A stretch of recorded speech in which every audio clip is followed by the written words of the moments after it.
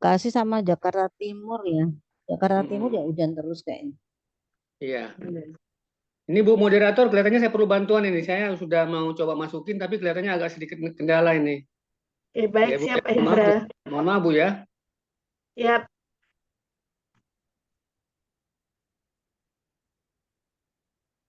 Ah, ini kayaknya ini ada nih kayaknya nih. Sebentar ya. Nah, ini mudah-mudahan bisa nih. Mudah-mudahan bisa nih. Baik, sambil menunggu Pak Hendra. Mudah-mudahan bisa nih kayaknya nih.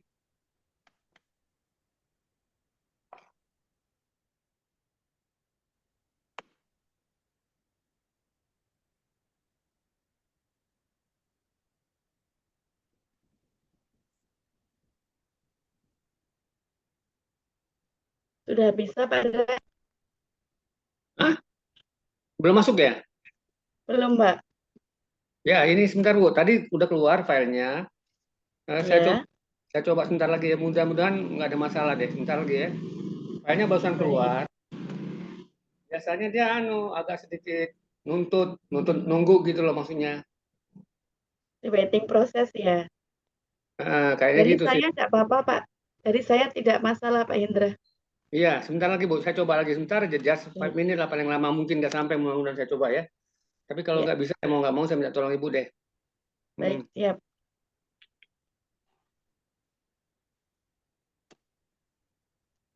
advance sharing option padahal udah bagus. Tadi udah mau dia.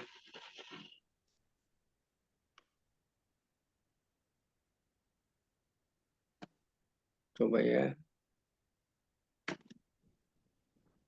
Baik, sudah pukul 7 tepat, langsung saya mulai ya, Pak Miki. Silakan. Ya, mohon izin. Bismillahirrahmanirrahim. Assalamualaikum warahmatullahi wabarakatuh. Waalaikumsalam warahmatullahi wabarakatuh. Warahmatullahi wabarakatuh.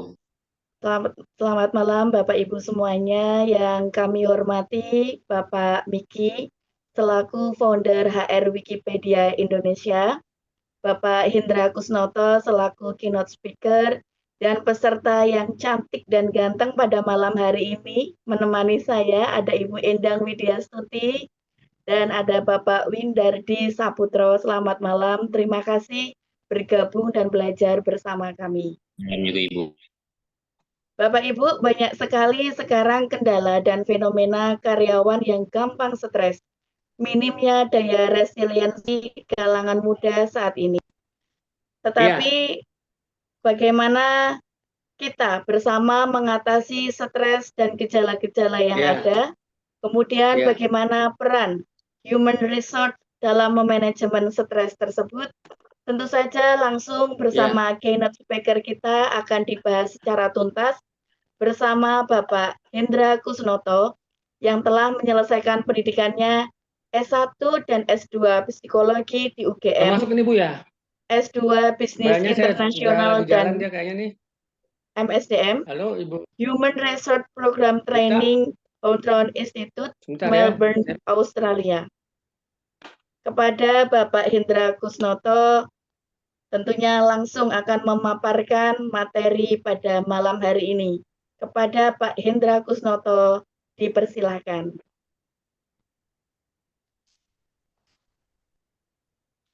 Pak Hendra, Bentar ya Bu ya. ya, di Lagi tampilan loading saya Bu. terlihat, ya, di tampilan saya terlihat mulai berbagi layar, tapi masih Mudah-mudahan loading ya, lama Bapak? ini. Kayaknya dia lagi loading, dia lagi buka file dia. Betul.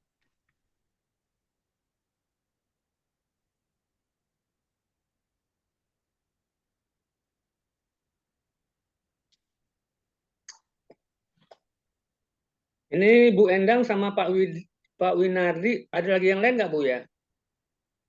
Ada apa, Pak? Ada Pak Widodo, Pak Tri nggak Oh, kelihatan ada Ibu wajahnya nih. Ida.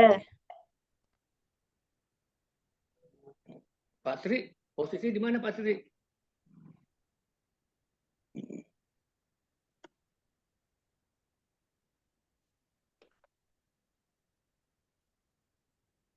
Ntar Bu ya, lagi loading Bu ya. Ibu siap, Rita siap, dengar suara Pak. saya nggak? Dengar, Pak? Dengar Bu suara saya? Iya, Pak Hendra. Dengar suara saya? Iya, Dengar, Pak Pak. Hendra, dengar. Pak, kalau berat internetnya, picture-nya bisa ditutup ya, video ditutup aja biar nggak terlalu berat. Atau saya yang share screen ya, Pak? Mohon izin.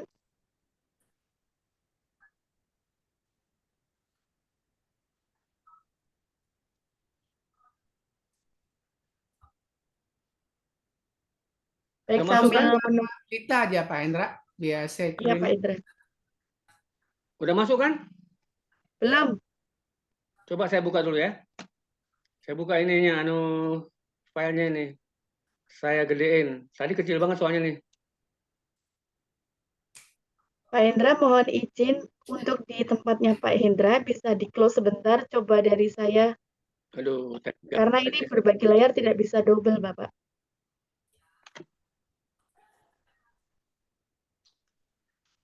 Gimana? Udah masuk?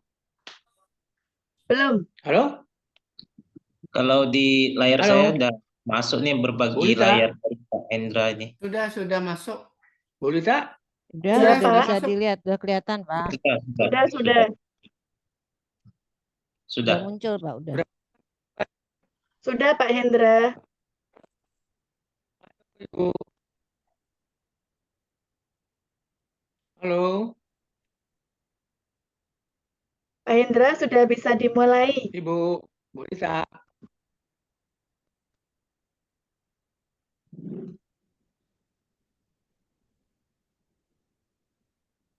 Mana? Udah masuk kan? Sudah. Sudah tampil, Pak. Sudah tampil, sudah ada. Sudah. Udah, oke, alhamdulillah. Aduh. Saya sempat stres juga nih tadinya. Oke, gimana coba? Ibu, silakan dilanjut, Bu. Sudah, Pak Hendra. Sudah saya persilahkan. Alhamdulillah. Ibu, bisa langsung saya mulai atau gimana nih? Bisa. Sudah bisa, Pak Hendra. Tadi saya sudah opening.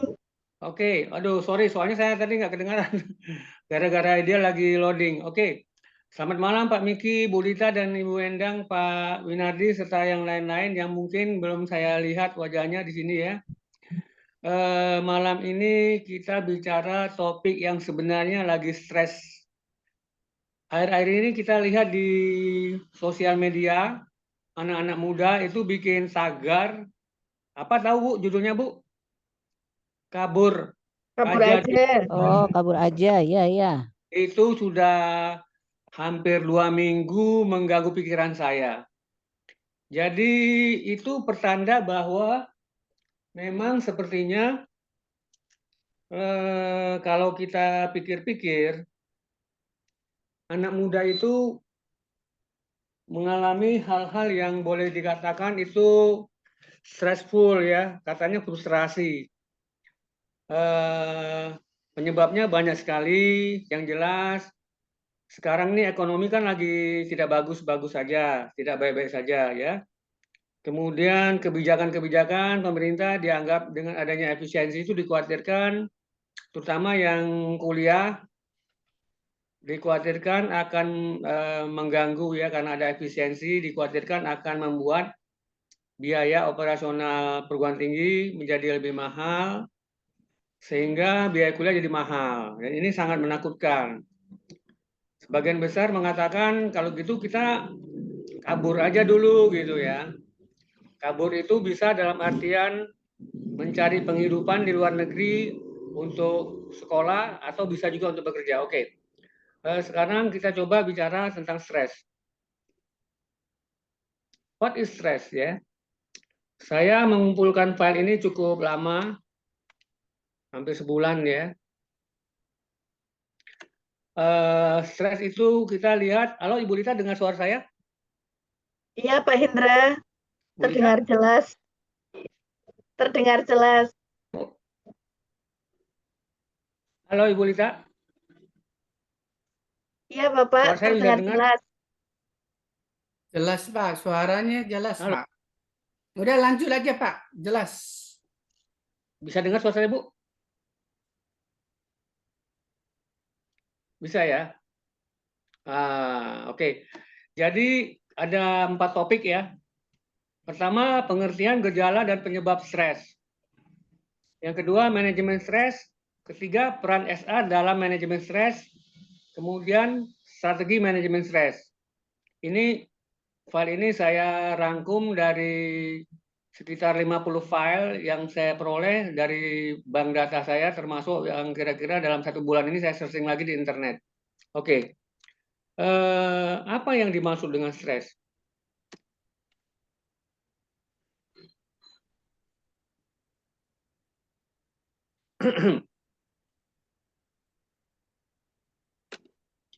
Stres itu adalah suatu reaksi tubuh ya, reaksi alami tubuh terhadap tekanan atau tantangan yang dihadapi. Kalau saya melihat dari psikologi, stres itu diartikan adalah ketidaksesuaian antara harapan dengan kenyataan.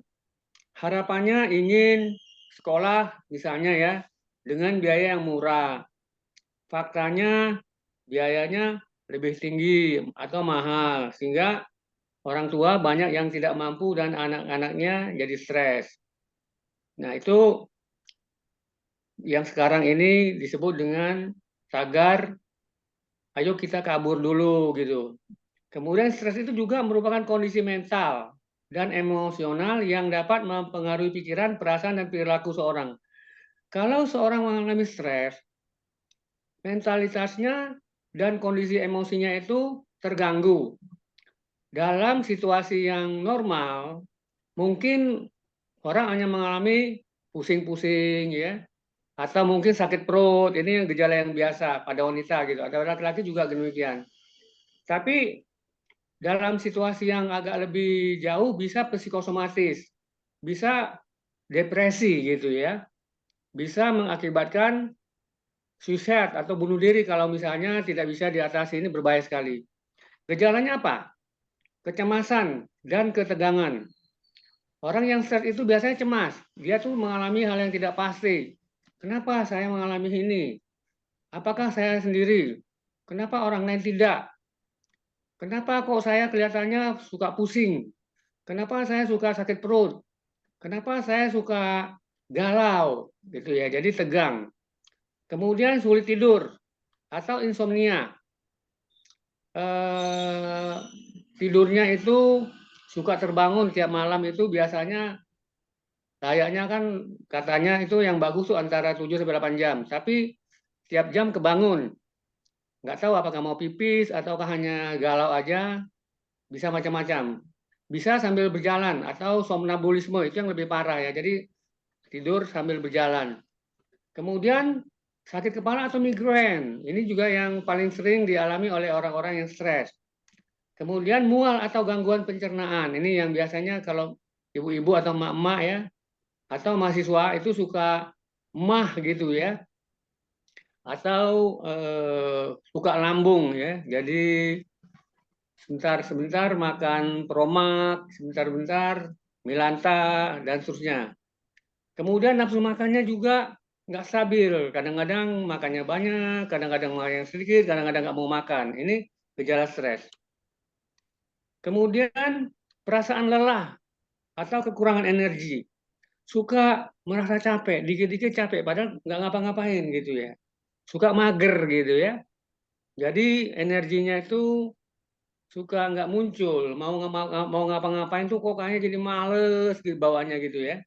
Kemudian sulit konsentrasi. Nah, ini yang berbahaya kalau pada pelajar atau mahasiswa mengalami sulit konsentrasi, itu akan membuat dia belajarnya tidak fokus dan juga bisa menjadi IP-nya jelek, terganggu. Kemudian lagi kalau kita lihat pejabat ya, itu dia akan sulit membuat keputusan yang baik. Kenapa? Karena bagi seorang manajer ya, atau GM atau direksi, kalau dia stres, maka dia tidak fokus dalam mengambil keputusan, sehingga keputusannya itu bisa melenceng.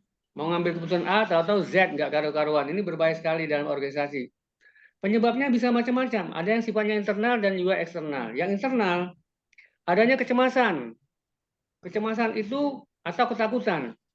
Biasanya itu kecemasan tentang kondisi saat ini. Saat ini kenapa saya ya? Kok dari kemarin pengennya mencapai sesuatu, belum bisa juga, belum tercapai juga, belum berhasil juga. Akhirnya stres itu menciptakan ketakutan, membuat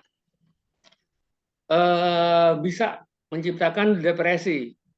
Kemudian kurang percaya diri. Nah, ini yang berbahaya ya. Jadi kalau misalnya terjadi pada mahasiswa atau pejabat kurang percaya diri, maka nanti mengambil keputusannya juga tidak akan fokus. Kemudian ada masalah kesehatan. Nah, masalah kesehatan ini juga bisa menciptakan stres. Misalnya gini, orang yang sedikit-sedikit sedikit-sedikit pusing, itu juga lama-lama bisa stres. Berbagai macam, termasuk orang yang mengidap gangguan jantung atau gangguan stroke. Nah, itu akan menciptakan stres. Kehilangan atau kegagalan. Kehilangan misalnya punya anak meninggal atau gagal dalam kehidupan, bercerai dan seterusnya. Ini juga menciptakan stres. Perubahan besar dalam hidup, misalnya pindah rumah. Pindah rumah itu jangan dianggap remeh ya. Pindah misalnya dari Bekasi ke Jakarta. Bekasi itu kan kotanya sederhana. Tahu-tahu harus pindah ke Jakarta karena tugas misalnya gitu, kota besar. Dengan lingkungan yang lebih kompleks, maka akan menciptakan stres. Perubahan pekerjaan juga. Jadi kerja yang misalnya di daerah yang rileks-rileks, tahu-tahu pindah ke Jakarta yang ribet, banyak kemacetan, itu juga akan menciptakan stres. Kemudian faktor eksternal, tekanan pekerjaan atau sekolah. Di kerjaan itu, kalau kerjaan itu tantangannya itu biasanya biasa dilakukan oleh tim, tapi timnya tidak terbentuk dengan baik, sehingga setiap orang itu bekerja individual. Sehingga orang-orang yang individual itu, PD-nya itu berkurang. Dan dia itu tidak fokus dalam memecahkan masalah. Demikian juga di sekolah. Anak-anak yang biasa kerjasama, tiba-tiba tim kerjasama itu tidak terbangun dengan bagus, sehingga dia harus kerja sendiri, dan PR-nya itu gagal, misalnya gitu. Kemudian masalah keuangan. Nah, ini keuangan ini seringkali ya, kita nggak usah terlalu banyak contoh. Yang jelas keuangan itu salah satu faktor yang bisa mengakibatkan stres. Siapa sih yang nggak butuh uang?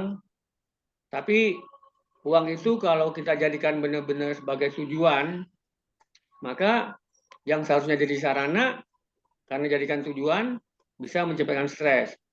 Kemudian konflik dengan orang lain. Ini juga bisa menciptakan stres apabila konfliknya itu tidak selesai dengan baik.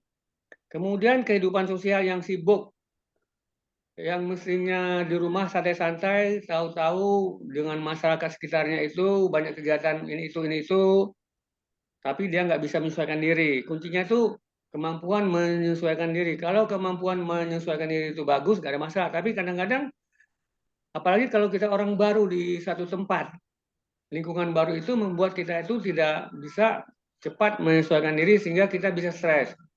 Kemudian tadi saya sudah jelaskan pindah ke kota besar, kehilangan pekerjaan. Nah, ini dia PHK ya.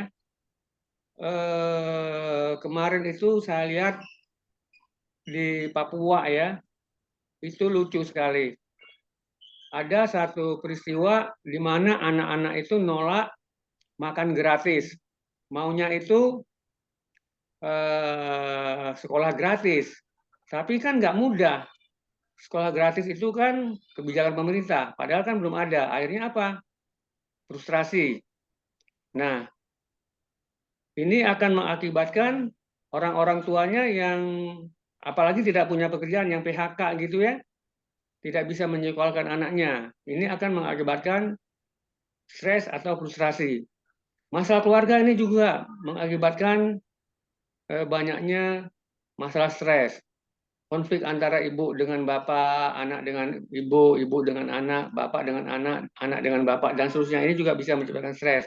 Antara kakak dengan adik, adik dengan kakak, dan seterusnya. Ini juga bisa menyebabkan stres. Kemudian juga Ketergantungan pada teknologi. Nah, ini dia. Teknologi itu kan penting.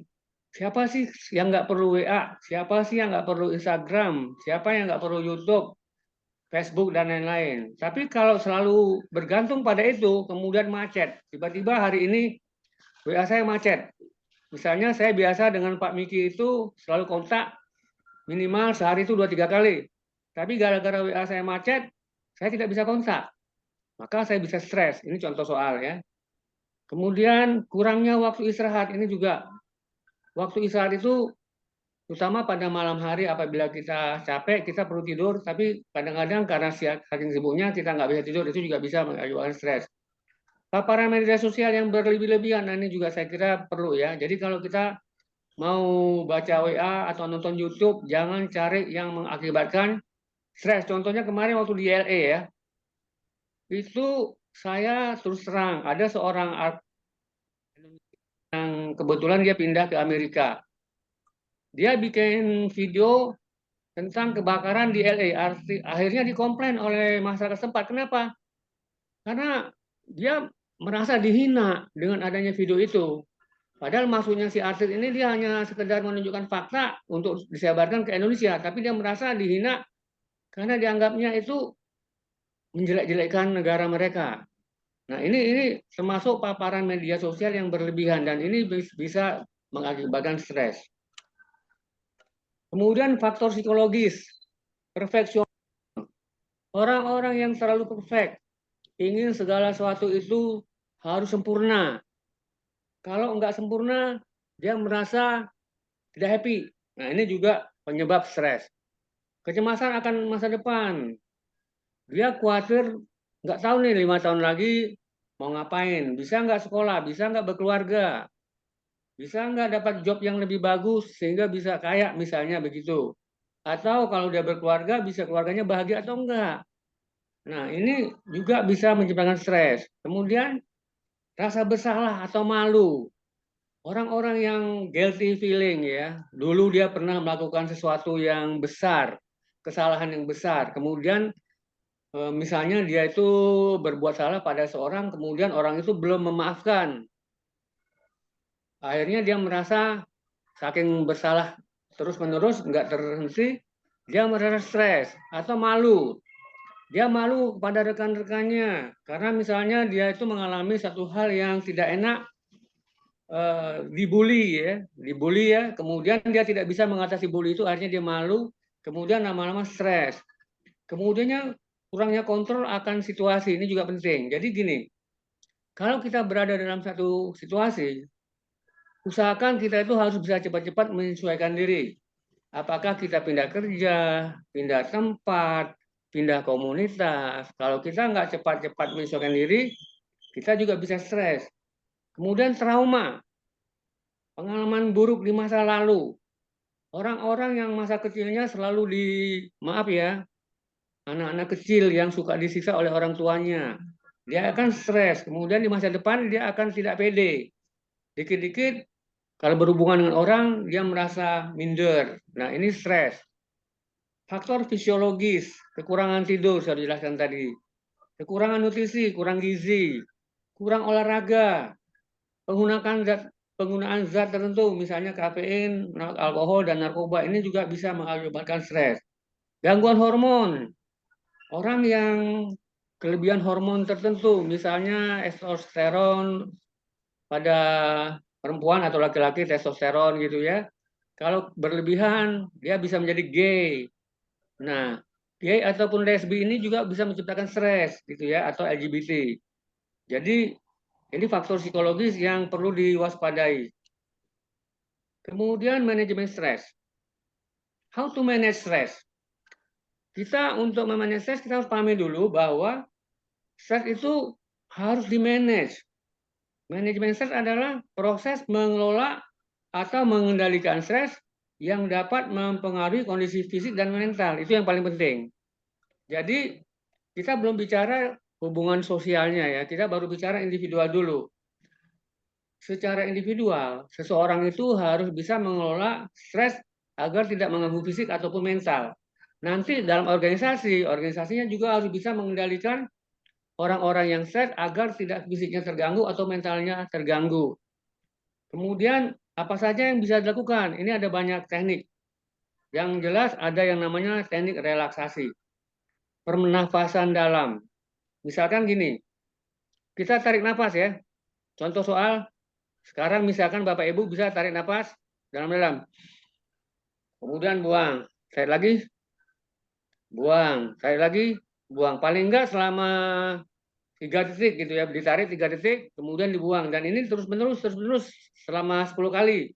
Itu bisa mengurangi stres. Kemudian meditasi. Nah, ini yang saya kira agak sulit ya, karena ini membutuhkan satu teknik tersendiri. Misalnya, kita harus fokuskan pikiran kita pada suatu hal yang membuat kita tenang.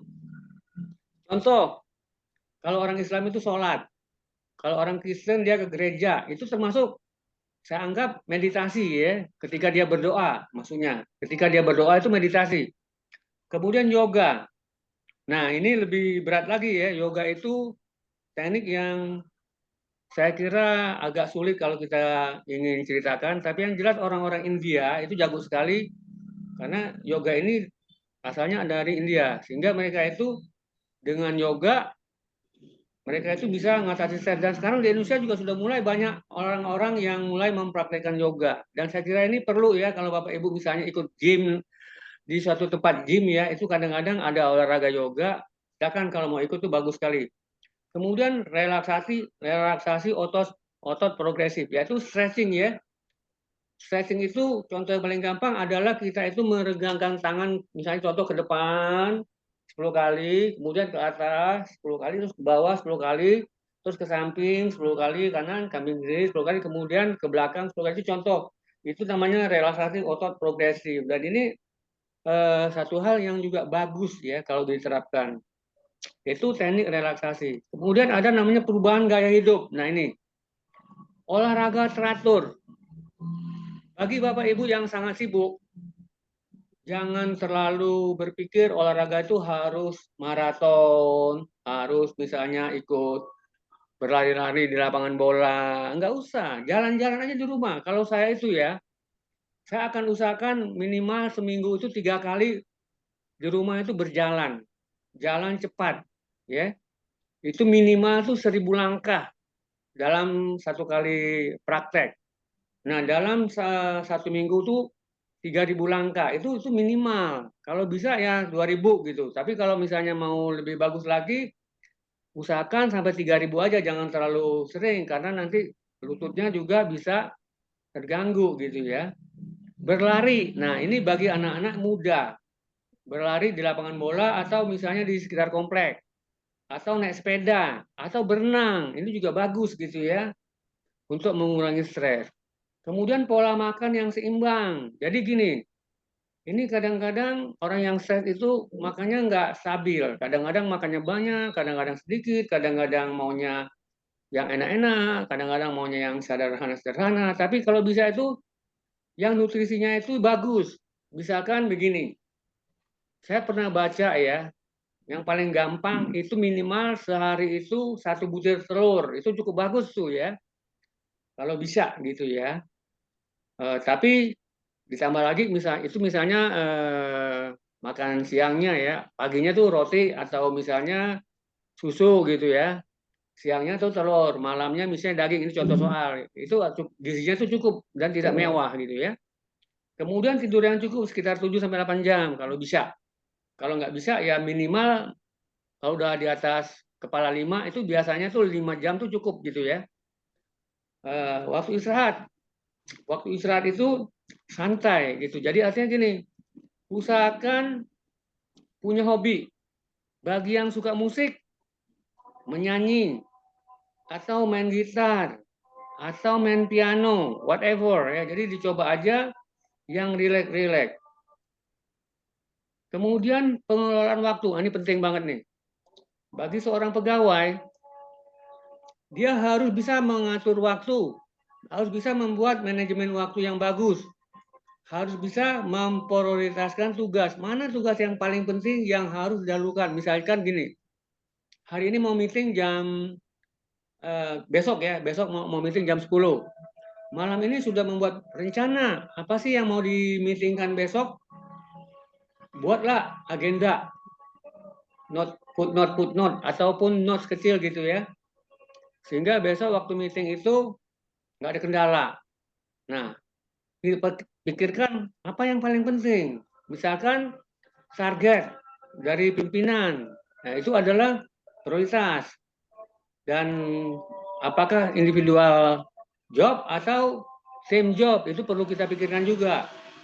Kemudian buat jadwal. Nah, ini penting.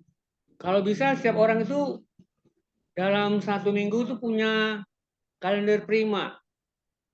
Hari pertama itu mau ngapain, hari kedua tuh ngapain, hari ketiga ngapain, sampai 1 minggu ngapain. Kemudian nanti kapan evaluasinya, kapan monitoringnya. Nah, ini kalau bisa tiap minggu, tapi kalau misalnya nggak bisa, ya minimal dalam seminggu tuh 2-3 hari harus ada meeting, waktu buat kita. Jadi me session atau me time itu harus ada ya. Jadi me time itu penting banget supaya kita itu bisa mengatur waktu. Kemudian istirahat singkat. Kalau kita di kantor capek, kira-kira habis makan siang, jangan langsung kerja lagi. Istirahatlah barang kira-kira 10-15 menit, tidur-tiduran sambil rebah-rebahan, nyender-nyender di kursi. Gak usah lama-lama, 10-15 menit udah nanti agak sedikit terlelap, itu udah cukup lumayan itu ya kalau saya ya. Kemudian delegasikan tugas. Nah, ini kalau misalnya kita punya pimpinan, punya anak buah, kita bagikan tugas-tugas kita yang memang kita itu bisa delegasikan ke bawahan yang kira-kira layak untuk diberikan tugas.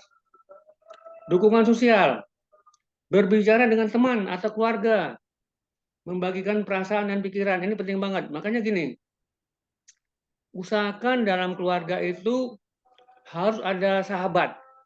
Seorang anak perempuan dengan bapak, atau dengan ibu, anak laki-laki dengan bapak atau dengan ibu, atau antara kakak dengan adik. Ini penting banget, ini di dalam keluarga ya. Apalagi di luar keluarga, dengan teman, dengan sahabat. Kalau bisa itu, setiap orang tuh punya sahabat. Saya terus terang saja, saya punya sahabat, cuma saya turut bersedih karena waktu COVID dia meninggal. Padahal itu sahabat sejak masih SD gitu ya. Sampai bekerja pun masih kontak-kontak. Kadang-kadang dia datang ke Jakarta, kadang-kadang saya ketemu dengan dia di satu kota tertentu, tapi karena COVID, dia mengalami sakit ginjal, cuci darah, dia meninggal. Saya sedih banget. Itu saya sekarang mencari sahabat yang lain, tetapi ternyata tidak bisa sekompak dengan almarhum yang kemarin yang ketemu dengan saya. Nah, cari bantuan profesional. Kalau bisa konsultasi dengan psikolog atau psikiater. Nah, ini mungkin gampang-gampang susah ya. Saya kebetulan psikolog ya, psikologis. Jadi nanti kalau Bapak Ibu ada yang mau diskusi dengan saya, masalah yang berkaitan dengan stres atau apa saja, it's okay. Saya akan usahakan sediakan waktu nanti di akhir sesi saya akan kasih nomor HP saya yang bisa dihubungi. Asal jangan menghubungi jam 2 malam gitu ya. Saya udah tidur gitu ya. Tapi kalau jam-jam kerja santai, hari-hari Sabtu Minggu mungkin saya usahakan gitu. Kemudian bergabung dengan komunitas. Nah, ini penting banget.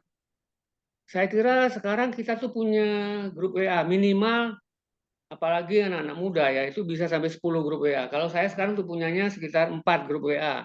Mungkin Bapak Ibu juga punya sekitar sampai 5 sampai 10. Tapi kalau bisa grup WA itu jangan kebanyakan. Karena nanti kalau kebanyakan itu kebanyakan ngobrol, kebanyakan isu-isu yang dibahas yang kadang-kadang tidak relevan. Apalagi kalau ada isu-isu yang bisa bikin jantungan. Nah, ini membuat stres itu jadi muncul. Mestinya kita santai, malah stres. Jadi kalau bisa isu-isu yang dibahas itu yang rileks aja, jangan yang terlalu ribet. Contohnya gini, saya punya grup WA untuk reuni. Itu isinya joke aja itu. Kadang-kadang yang dibahas soal makanan, soal jalan-jalan. Ya nggak apa-apa. Cuma kalau reuni jalan-jalan terus kan kita nggak mungkin setiap saat bisa jalan-jalan. Setahun sekali lah kita ketemu jalan-jalan kemana.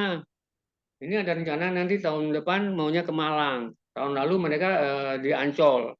Saya ikut itu. Kadang-kadang di Jogja. Nah, jadi saya kira ini penting banget ya, grup-grup WA reuni gitu. Tapi kalau bisa, kalau nggak bisa jangan dipaksakan, sebisanya aja. Kemudian aktivitas yang menyenangkan tadi saya bilang hobi ya. Hobi itu kalau bisa melukis ya melukis, kalau nggak musik. Saya kira udah saya sampaikan tadi. Membaca, nah ini juga. Membaca ini adalah satu kegiatan yang sangat bagus. Bapak Ibu itu minimal, kalau saya itu karena saya suka bikin training, maka saya itu minimal dalam satu hari itu saya buka searching di Google itu minimal itu 2 jam saya cari topik-topik yang berhubungan dengan SR. Kadang-kadang kalau nggak sempat satu hari, 2 hari sekali sampai 3 hari sekali saya cari topik-topik baru di Google yang berhubungan dengan SR. Kadang-kadang di YouTube cari-cari juga. Apa sih yang bagus-bagus yang kira-kira bisa dijadikan topik? Nanti saya akan coba sampaikan ke Pak Miki ya. Saya tawarkan, Pak Miki gimana kalau kita bikin ini? Nah oke, kalau nggak kita cari yang lain gitu loh. Kemudian berjalan-jalan, nah mengunjungi tempat-tempat yang indah. Saya kira ini juga perlu ya, piknik gitu ya. Asal yang penting diatur waktunya dan yang penting anggarannya tuh cukup. Kemudian mau pergi sama teman atau keluarga. Kalau bisa sama keluarga tuh lebih bagus. Kalau nggak dengan teman. Saya bulan lalu ya, tahun lalu kebetulan saya punya adik itu menikahkan anaknya di Pekanbaru. Saya piknik ya dari Pekanbaru ke Sumatera Barat. Jadi saya makan waktu 2 minggu itu. Dan saya happy banget ya di Sumbar itu ternyata banyak tempat wisata. Saya bisa ke Lembah Anai, saya bisa ke Bukit Tinggi, lihat Jam Gadang dan seterusnya dan seterusnya. Jadi saya usahakan itu minimal setahun sekali. Insya Allah nanti habis Lebaran saya mau ke Solo ke tempat anak saya yang lain gitu loh. Jadi usahakanlah piknik ke tempat anak atau ke tempat keluarga atau ke tempat teman. Ini penting banget ya. Kemudian menghabiskan waktu bersama hewan peliharaan. Nah, bagi yang suka miara entah anjing, entah kucing. Kalau saya kebetulan di rumah itu punya kucing. Dan saya itu senang banget walaupun sekarang kucingnya tinggal 3 dari sekitar 15 karena banyak yang mati ya gara-gara COVID kucing. Akhirnya tinggal 3, 3 pun saya urus benar-benar ya. Tiap hari itu saya urus makannya, buang airnya, dan seterusnya gitu loh. Kemudian tips-tips tambahan, tetapkan batasan. Kalau kita melakukan sesuatu tuh jangan terlalu memaksakan diri. Tadi ya yang punya hobi jangan terlalu memaksakan diri, hobinya itu harus yang musik terus, yang baca terus, yang jalan-jalan terus, itu harus dibuat batasan, jangan terlalu overacting gitu loh. Jadi diatur aja yang kira-kira waktunya itu mumpuni dan anggarannya juga mumpuni, lokasinya juga kira-kira bagus. Fokus pada masa kini. Jangan terlalu mikirkan masa lalu atau masa depan. Yang masa lalu tuh kan menurut pepatah Inggris, let bygone be bygone. Yang sudah berlalu biarkanlah berlalu. Yang masa depan juga jangan terlalu pikirin, karena kita nggak tahu masa depan itu mau seperti apa. Yang penting kita jalani saja hidup itu apa adanya, dan kalau kita bisa berusaha, ya usaha aja yang terbaik yang kita bisa lakukan. Berikan diri sendiri penghargaan. Artinya apa? Buatlah diri kita itu raja buat kita. Senangkanlah diri kita. Kalau misalnya kita itu senang baca, oke. Senang musik, oke. Asal jangan over. Senang makan juga oke, asal jangan over. Senang jalan-jalan juga oke, yang penting tidak over. Semuanya itu kita memberikan diri sendiri penghargaan, yang penting tidak over gitu ya. Kemudian keseimbangan hidup. Nah, ini yang agak-agak susah ya. Jadi kalau dalam pekerjaan kita itu harus bisa ngatur irama ketika bergaul dengan teman-teman di kantor, gimana caranya supaya tercipta hubungan yang harmonis dengan atasan juga, dengan rekan kerja. Kemudian istirahat dan kegiatan sosial itu harus bisa diatur supaya seimbang. Kemudian peran SR. Maaf, saya minum sebentar ya.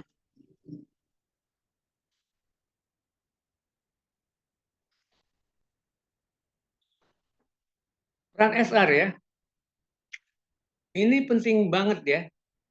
Bagi seorang yang bekerja di bidang SR, selain dia harus paham benar apa sih peran SR itu dalam mengatasi stres.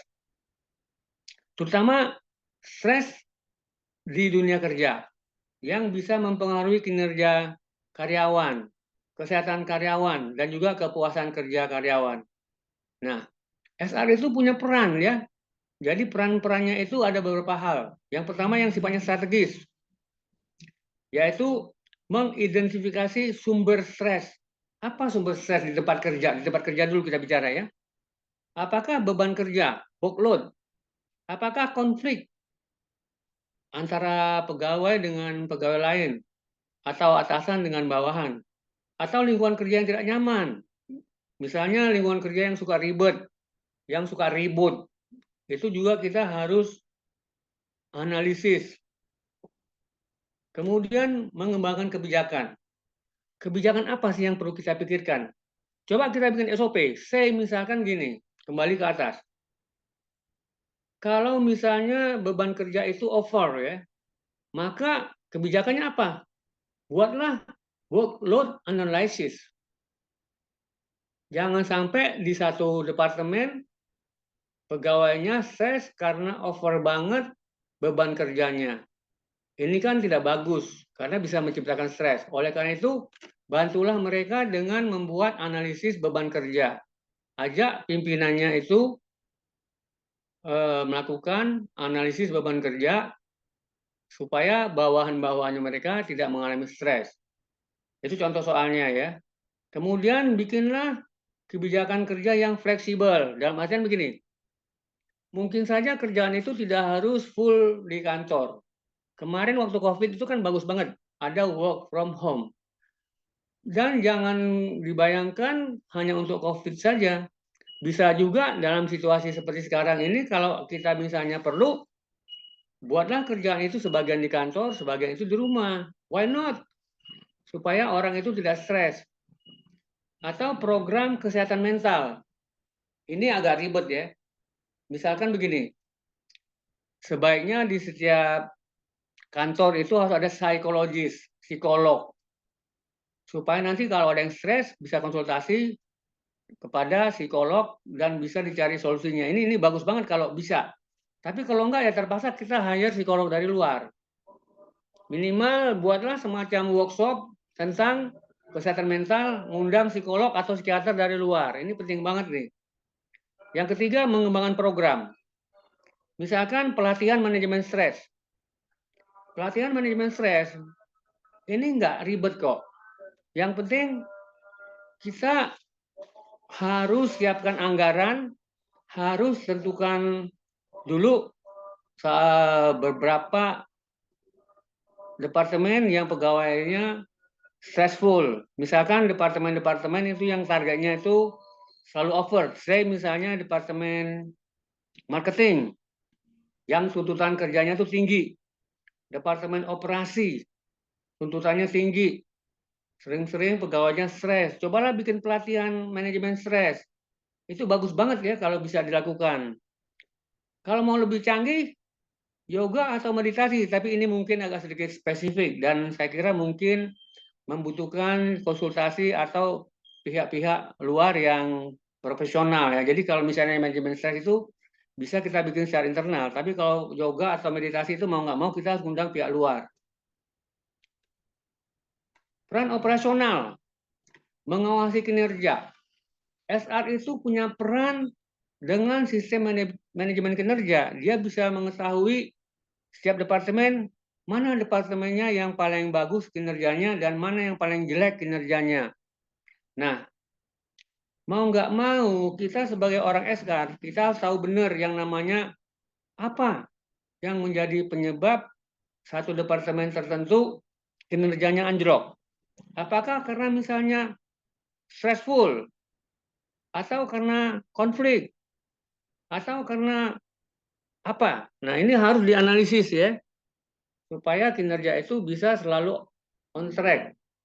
Kemudian memberikan dukungan. Dukungan dalam artian gini, pegawai yang suka mengalami stres, misalkan begini ya, nanti kan akan kita diskusikan tentang perlunya cuti stres ya, nanti akan kita coba diskusikan.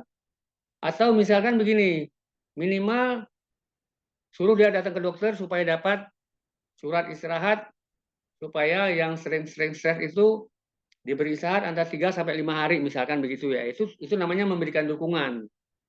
Kemudian mengelola konflik. Nah, ini penting banget.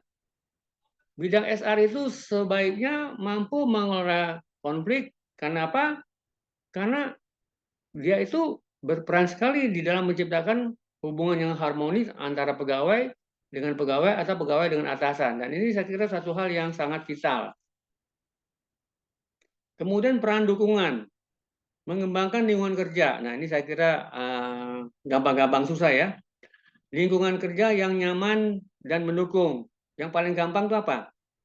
Kita perlu kerjasama dengan bidang GA.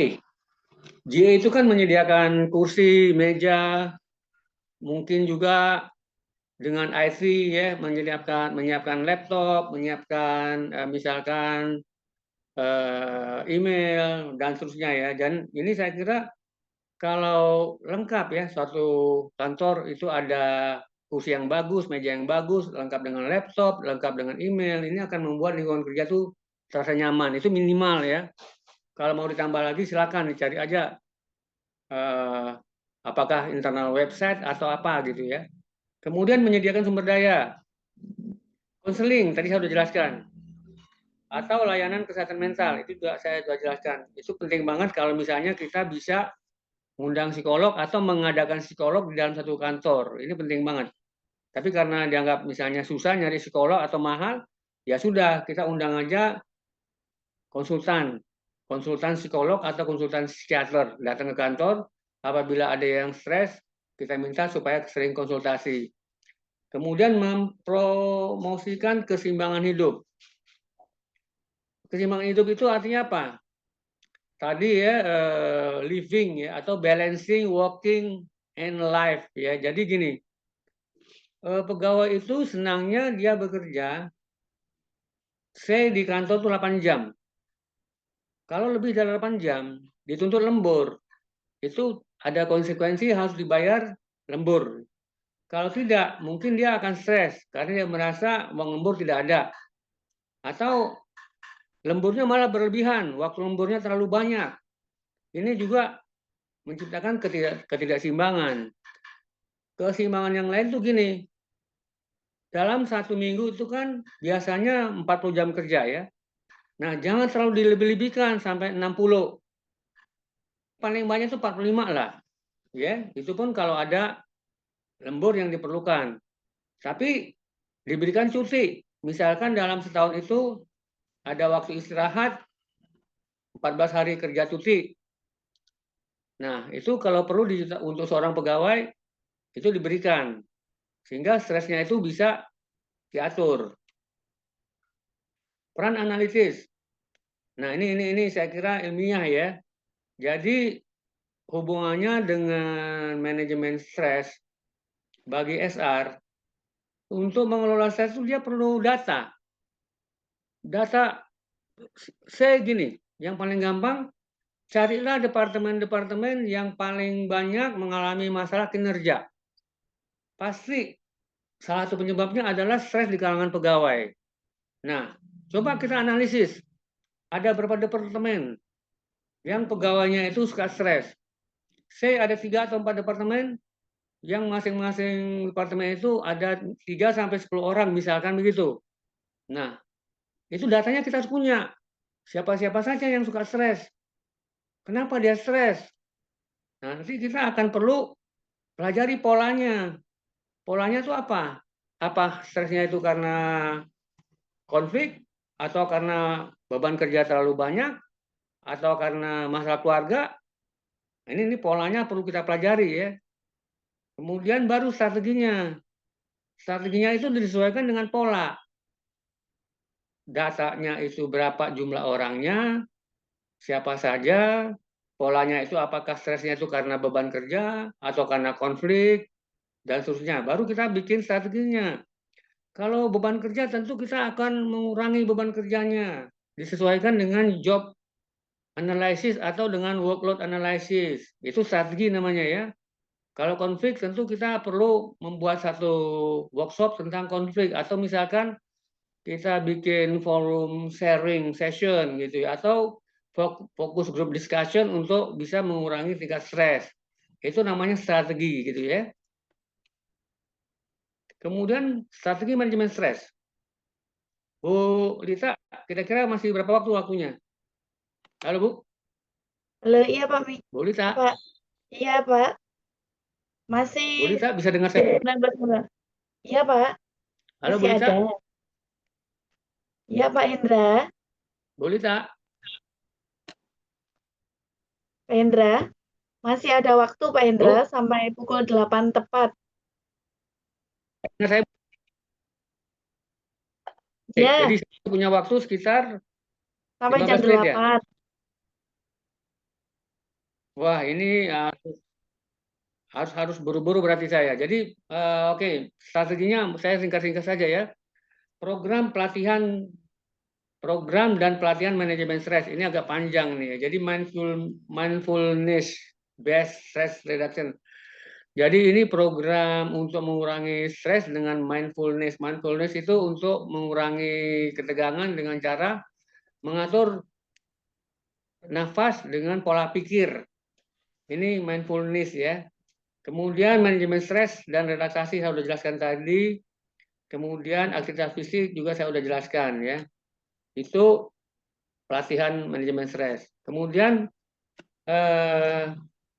pelatihan manajemen stres juga dengan mengubah pola pikir negatif menjadi positif. Ini gampang-gampang susah. Yang penting setiap orang itu harus sering diajak-ajak ngomong tentang apa stresnya. Kemudian kita arahkan ke hal-hal yang positif. Kemudian kursus online. Ini ada yang di perguruan tinggi, ada yang di lembaga khusus. Saya kira mungkin ini nggak perlu saya uraikan. Nanti cari aja di Google ya. Khusus online ini nggak perlu saya uraikan. Nah, ini yang paling penting ini konseling dan terapi. Konseling dan terapi ya. Jadi gini, konseling itu artinya gini, psikolog biasanya ya, yang jago ya. Atau minimal atasan lah kalau dia nggak psikolog. Dia itu belajar tentang menjadi coach ya, belajar coach atau menjadi konselor. Yang namanya konseling itu gampang-gampang susah. Dia harus mengajak bawahnya itu untuk mendiskusikan masalahnya. Apa sih yang menjadi masalah? Kemudian coba ceritakan 3 alternatif pemecahan masalah. Ya, ini dalam konseling. Say 1, 2, 3. Kemudian coba pilih salah satu. Say yang nomor 3. Kemudian coba praktekkan selama 2 minggu. Bisa nggak berhasil? Kalau nggak berhasil, coba lagi yang nomor 2. Nah, nanti coba lagi nomor 2 selama 2 minggu. Bisa berhasil nggak? Kalau nggak berhasil, coba yang nomor 1. Ini sebenarnya konseling gitu ya. Nah, ini juga bisa menjadi terapi. Kalau dia bisa berhasil, maka stresnya itu menjadi berkurang. Itu namanya konseling dan terapi. Nah, ada juga terapi yang lebih sifatnya profesional. Terapi kognitif. Ini psikolog ya. Psikolog klinis. Jadi artinya gini, terapi kognitif perilaku. Jadi artinya gini, orang kalau kita mau ngubah supaya tidak stres, itu pola pikirnya dirubah dulu. Apa yang membuat dia stres? Apakah dia selalu merasa dirinya negatif, atau lingkungannya negatif, atau lingkungan kerjanya negatif, atau lingkungan sosialnya negatif, atau atasan negatif, atau temannya negatif. Nah, ini bisa muncul dari orang itu. Kalau ternyata dia katakan yang selalu negatif itu teman kerja. Nah, berarti pola pikirnya itu harus dirubah dulu. Dengan cara apa yang membuat rekan kerjanya itu negatif di mata dia. Coba cari solusi. Kenapa sih? Ada yang positif nggak dari rekan kerja? Nah, itu makanya diarahkan dari negatif menjadi positif. Itu namanya terapi kognitif perilaku. Dengan berubah pola pikir dari negatif ke positif, maka tindakannya juga nanti akan menjadi positif. Itu namanya terapi kognitif perilaku gitu ya gampangannya. Kemudian terapi akseptasi dan komitmen. Ini artinya gini, kalau seorang itu bekerja, suka jelek-jelek terus kinerjanya, mungkin saja penerimaan dia terhadap job desk tidak benar, terhadap SOP tidak benar, atau terhadap atasan tidak benar, atau terhadap rekan kerja tidak benar. Itu artinya apa? Penerimaan dia nggak benar. Nah, kalau penerimaannya nggak benar, itu harus dirubah. Dengan tadi ya, diajak orang itu supaya mau menerima. Terima dulu deh. Kalau atasan Anda dianggap tidak bagus, coba terima dulu. Coba berpikir positif dulu. Kalau rekan kerja tidak bagus, coba deh diarahkan, diterima dulu deh, supaya positif dulu. Nah, dengan demikian komitmen itu akan bisa dibangun. Ini gampangannya demikian gitu ya. Nah, langkah-langkah sesi konseling itu tadi saya sudah jelaskan secara ringkas, nanti kita bisa diskusikan. Cara memilih terapis. Nah, ini dia, memilih terapis itu pilihlah antara dua, psikolog atau psikiater gitu. Atau dokter kalau perlu. Kemudian tadi saya sudah jelaskan relaksasi stres, sudah saya sampaikan, nggak perlu saya ulangi lagi. Kegiatan lain, mandi air hangat, minum teh herbal, ini saya kira nggak perlu saya uraikan, diskusi aja nanti. Kemudian ada yang namanya pusat sumber daya kesehatan mental. Artinya gini ya, di dalam satu organisasi, ini kalau di luar negeri, itu ada yang namanya itu satu center untuk kesehatan mental. Apa sih artinya?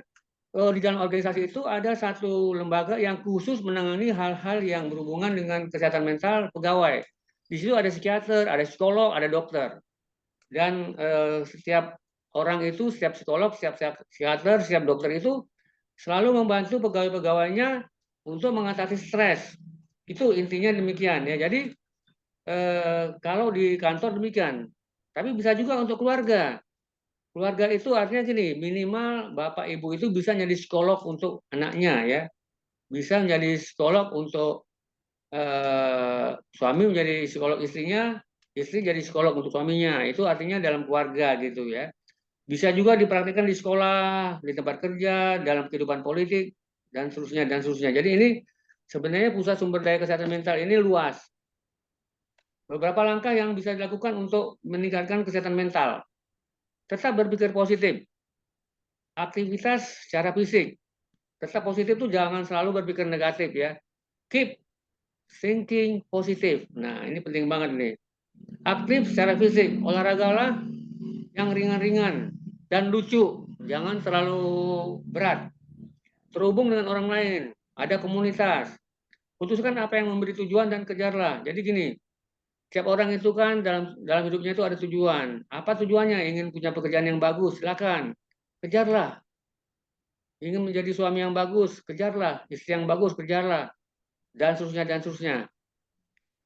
Banyak tidur dalam artian bukan banyak tidur banyak-banyak benar-benar sampai misalnya sehari itu 20 jam tidur, enggak, maksudnya banyak tidur itu antara 7 sampai 8 jam diatur waktu tidurnya. Cari dan latih keterampilan baru, nanti penting banget. Kalau kita ingin sukses, ingin happy, carilah keterampilan baru. Misalkan begini, ibu-ibu yang suka masak, saran saya nontonlah di YouTube itu ada yang namanya, kalau di China itu ada namanya Desi ya, Desi in China, Santi in China, itu contoh yang istri saya tuh suka nonton. Jadi kalau misalnya dia masak entah kue, entah makanan baru, akhirnya dipraktekkan di rumah. Itu contoh yang paling gampang buat emak-emak gitu ya.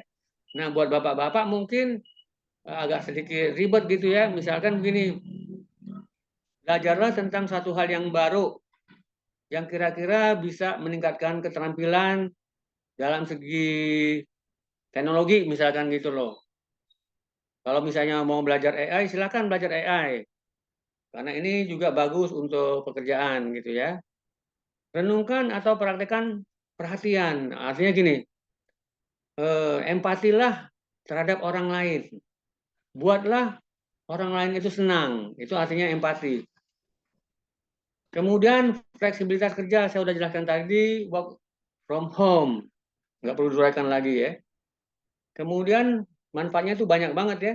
Meningkatkan keseimbangan kerja, kehidupan sosial, produktivitas, mengurangi stres, meningkatkan kesehatan mental dan fisik, meningkatkan retensi karyawan, meningkatkan bakat terbaik, dan seterusnya, dan seterusnya. Contoh fleksibilitas kerja. Jam kerja fleksibel, jadwal kerja fleksibel, fleksibilitas lokasi kerja, fleksibilitas jenis pekerjaan. Saya kira ini nanti kita diskusikan aja deh. Strategi olahraga, strategi fisik, olahraga, tidur yang cukup, makan seimbang. Saya kira nggak perlu saya lagi. Emosi ya, meditasi, pernapasan sudah saya sampaikan tadi. Kognitif sudah saya sampaikan, mungkin nggak perlu saya jelaskan lagi. Nah, yang ini yang menarik juga, program penghargaan dan pengakuan. Jadi gini, di dalam kantor sebaiknya dibuatlah program penghargaan. Misalkan gini, siapa sih pegawai terbaik dalam bulan ini? Siapa sih yang terbaik dalam tahun ini? Itu untuk pegawai. Nah, kalau misalnya dalam kampus, mahasiswa terbaik gitu ya, kalau di kampus ya. Saya kira ini penting ya kita praktekkan gitu loh. Karena kalau tidak mungkin kita agak sedikit apa ya gersang gitu ya. Hidup kita tuh kering gitu ya. Manfaat program penghargaan dan pengakuan tuh banyak banget. Meningkatkan motivasi dan semangat kerja, mengembangkan diri, meningkatkan kualitas kerja, membangun budaya organisasi, meningkatkan kepuasan kerja. Contohnya itu banyak ya. Mungkin nggak perlu saya uraikan lagi. Saya kira mungkin ini yang terakhir ini ya, meningkatkan koneksi tim melalui kegiatan sosial. Nah, tim itu bisa permainan tim, bisa lomba kreatif, bisa group discussion, bisa pertukaran bakat, bisa makan bersama ya. Kegiatan luar ruangan, outbound, volunteer, olahraga tim, analisis dan pengukuran stres. Nah, kita kalau ingin mengukur stres itu yang paling gampang dengan wawancara.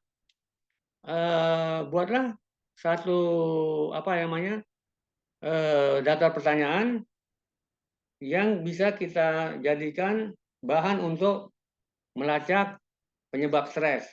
Kemudian kuesioner itu juga bisa dengan formulir. Ini bisa dilihat di Google ya. Atau observasi mengamati perilaku dan ekspresi orang-orang yang stres. Kemudian studi kasus. Analisis data saya sudah sampaikan tadi. Instrumen pengukurannya itu ada namanya skala stress Cohen, PSS. Bisa mengukur tingkat stres dalam kehidupan sehari-hari. Ada namanya skala kecemasan Hamilton, itu juga bisa mengukur kecemasan. Kemudian ada skala depresi Beck, ada kuesioner stres kerja, ada indeks stres psikologis. Ini bisa dicek di Google ya, semua ada, nggak perlu saya uraikan ya. Kemudian indikator stres, fisik, emosi, perilaku, kognitif. Fisik sakit kepala, saya sudah jelaskan tadi. Emosi, kecemasan, udah nggak perlu saya uraikan lagi ya. Tahap analisis, mungkin saya sudah sampaikan, nggak perlu saya uraikan lagi. Nah, ini penting nih. Kebijakan cuti sakit mental. Ini mungkin di dalam organisasi kita agak jarang ya, tapi kalau di luar negeri itu biasa ya. Jadi orang yang stres itu bisa diberikan cuti sakit mental atau cuti tentang stres ya. Jadi kalau kita paling cuti sakit ya, nggak sakit mental karena mungkin tidak enak ya orang sakit mental dikasih cuti itu kesannya itu apa ya? Mungkin tidak enak banget lah kata-kata sakit mental itu tidak enak. Lebih baik cuti sakit aja kita kasih gitu ya. Kemudian tujuannya itu tentu membuat orang itu supaya lebih stresnya hilang sehingga dia bisa menjadi normal kembali gitu ya. Cuti sakit mental itu 5-10 hari. Syaratnya itu adalah harus ada pengajuan dokter atau psikolog. Pemberitahuan minimal 2 hari sebelumnya. Kemudian harus ada kerahasiaan, tidak boleh dibuka. Kemudian ada dukungan akses ke layanan kesehatan mental. Keseluruhnya itu saya kira mengajukan aja ke SR gitu ya. Saya kira mungkin demikian ya, nggak perlu saya jelaskan lagi.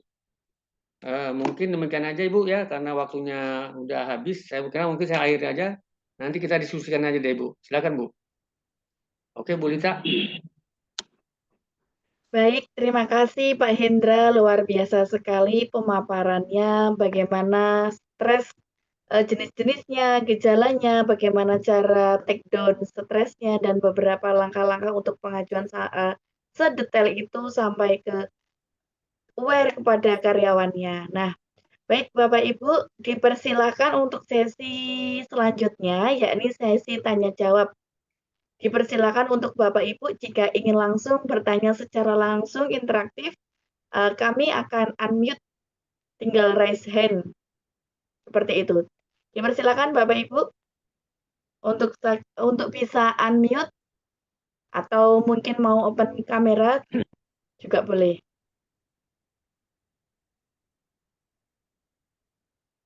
Pak Triwidodo mungkin, Pak Winardi, Bu Endang, Ibu Rai Utari, Ibu Ida Farida, dipersilahkan. Silakan saya mau sampaikan sesuatu, enggak?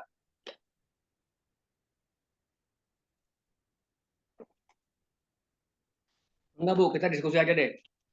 Ya, Silakan.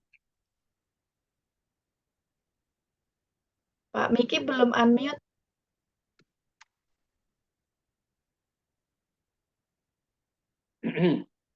Baik, dipersilakan Bapak Ibu jika ada pertanyaan atau ini mumpung sekali kita eksklusif pada malam hari ini bisa bertanya dengan Pak Hendra secara langsung, bisa interaktif langsung dengan Pak Hendra.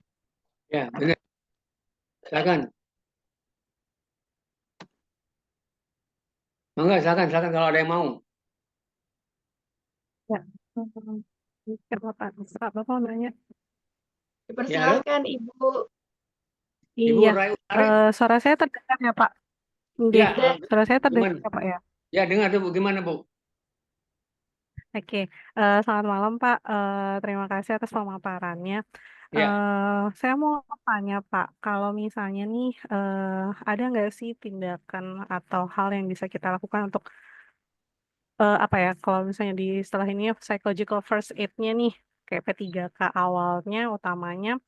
Ketika kita misalnya mengalami stres, kita udah mulai mengalami gejala stres atau cemas gitu ya, ketika misalnya udah burn out banget, eh, ada nggak tindakan awal yang bisa kita lakukan atau bisa kita berikan ke eh, orang yang sedang mengalami stres, misalnya kayak mungkin teknik pernafasan apakah yang bisa kita ya, gunakan? ya, Gitu aja Pak, terima kasih. ya, sama-sama. Tadi saya udah uraikan, Bu, ya, beberapa teknik, Bu, ya. Sebenarnya kan bisa namanya tuh ada yang namanya relaksasi, Bu, ya. Tadi saya sudah sampaikan mulai dari awal itu ada yang namanya relaksasi. Eh, bisa kita pilih, Bu, ya.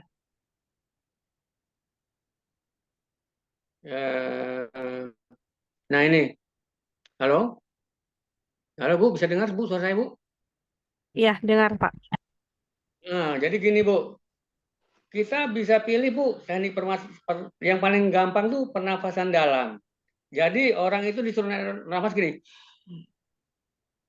buang, tarik, buang. Itu 10 kali aja tuh, gampang itu Bu. Tarik gini, buang. Tariknya 3 detik dihitung. Tarik ya, buang. Itu yang paling gampang Bu ya. Jadi kalau buat kita sendiri itu bisa kita terapkan ke orang itu juga bisa Bu. Itu yang paling gampang. Nah, yang agak sedikit ribet itu meditasi atau yoga. Meditasi kalau saya itu meditasinya gampangnya gini Bu ya. Saya itu kalau misalnya sudah agak pusing ya, itu saya naikkan kaki saya tuh ini di tempat tidur. Saya naikkan kaki saya ke tembok, kemudian kepala saya turunkan, kemudian saya nggak pakai bantal. Itu kira-kira 10 menit Bu. Itu darah dari tembok, dari atas kaki itu turun ke kepala saya. Itu teknik meditasi yang paling gampang, Bu. Itu teknik meditasi yang paling gampang. Itu juga stresnya bisa berkurang gitu loh, Bu. Saya sering alami kalau lagi pusing-pusing kepala itu saya naikkan kaki ke dalam ke tembok, kemudian saya sebentar kira 10 menit itu kan darah tuh turun semua, Bu, dari kaki ke kepala. Itu pusing tuh bisa hilang. Nah, itu satu teknik meditasi yang paling sederhana walaupun meditasi itu banyak banget, Bu. Misalnya gini, fokuskan pikiran. Jadi waktu kita itu tadi kaki kita naikkan ke tembok, kepala kita di bawah, kita pikirkan tuh enteng-enteng, kita pikirin yang real aja, kita bayangkan tuh kita berada di satu tempat di mana ada pemandangan yang indah, entah di Bali, entah Danau Toba, entah di Labuan Bajo atau di mana aja. Bayangin aja kita tuh rileks aja gitu loh, Bu. Itu bisa hilang pusing gitu loh. Itu meditasi yang sederhana. Ya. Yoga itu agak berat. Yoga itu mungkin perlu latihan khusus, perlu konsultan atau perlu ikut gym gitu Bu ya. Kemudian yang tadi yang saya bilang relaksasi otot progresif itu gini Bu. Nih, ini nih stretching. Stretching ke depan, hitung sampai 10 ke atas, 10 ke bawah sampai 10, ke kanan 10, ke kiri 10, ke belakang 10. Itu relaksasi otot progresif. Itu juga bisa membuat stres kita itu berkurang. Itu aja yang paling gampang Bu ya, kalau bisa kita terapkan pada diri kita atau pada orang lain gitu loh Bu. Demikian Bu. Kira-kira bisa nggak Bu membantu Bu? Iya Pak, membantu sekali. Terima kasih. Bapak saya boleh bertanya lagi? Silakan. Oke. Terkait kan kalau biasanya ada juga orang yang kalau dia stres gitu ya, ada Ya, yang kalau dia stres itu akhirnya menyebabkan dia menjadi overthinking atau ketika dia cemas dia juga akan mengalami overthinking gitu ya. ya, Karena maksudnya beban kerjanya yang terlalu tinggi gitu misalnya. Nah, ya, lalu em, gimana sih yang harus kita lakukan untuk meminimalisir atau menekan si overthinking tersebut? ya. Tadi udah dijelaskan, Ibu tadi nyinggung tentang beban kerja. Kalau orang SR, dia itu punya kebijakan melakukan analisis dulu Bu ya. Apakah penyebab stres itu beban kerja berlebihan? Kalau beban kerja berlebihan, maka sebaiknya dibuatlah workload analysis berdasarkan job analysis. Jadi gini, dalam satu hari kerja itu kan ada 8 jam. Dalam 8 jam itu kita bisa analisis berapa waktu yang dipakai untuk bekerja sebenarnya. Paling banyak itu kan 8 jam itu yang benar-benar dipakai itu paling sekitar 5 jam.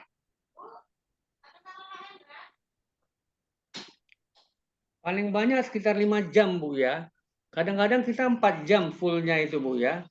Nah, jadi beban kerja itu sudah dianggap cukup bagus gitu loh. Jadi jangan lebih dari 4 jam. Kalau lebih dari 4 jam sampai 5 jam lebih, itu akan membuat orang itu bebannya berlebihan sehingga dia bisa stres.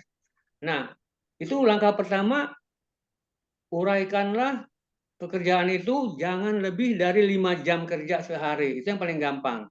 Yang kedua, tadi Ibu kan sudah mendengarkan bahwa selain analisis beban kerja, itu juga kita perlu membuat kebijakan tentang program mengatasi stres melalui stress management. Nah, ajaklah orang itu bekerja dengan stres itu yang katakanlah bisa dikendalikan dengan cara waktu tidurnya itu kita sarankan ke dia jangan lebih dari kalau misalnya 7 sampai 8 jam sehari, itu kita sarankan. Kemudian yang lain lagi, kita minta dia itu untuk selalu berpikir positif. Jadi itu tadi ada yang namanya terapi kognitif ya Bu ya. Jadi kita minta orang itu pola pikirnya itu jangan selalu diarahkan ke hal-hal yang negatif, ajaklah dia berpikir yang selalu positif supaya nanti perilakunya itu positif gitu loh Bu. Karena jujur saya katakan ya orang kalau stres tuh kadang-kadang bawaannya tuh mau murung, mau marah, sebel, jengkel, sehingga akhirnya apa? Keluarlah pikiran-pikiran negatif dan action-actionnya negatif juga. Nah ini berbahaya banget. Jadi kognitif terapi tadi itu membuat kita mengajak orang itu, coba ya gini ya. Anda itu kok suka berpikir negatif. Coba sekarang kita arahkan ke yang positif. Bisa nggak? Halo? Cukup jelas Bu suara saya Iya Bu? Pak, jelas-jelas Pak. Halo? Iya, jelas Bapak. Halo? Iya, Bapak jelas. Halo? Suaranya terdengar jelas Pak Hendra. Halo?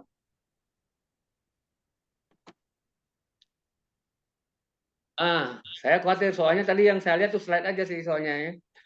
Oke, jadi itu Bu, kognitif terapi itu kita ajak orang itu selalu berpikir positif. Jangan suka berpikir negatif. Karena apa? Pola pikir negatif itu akan membuat orang bertindak negatif. Itu loh Bu yang paling penting ya.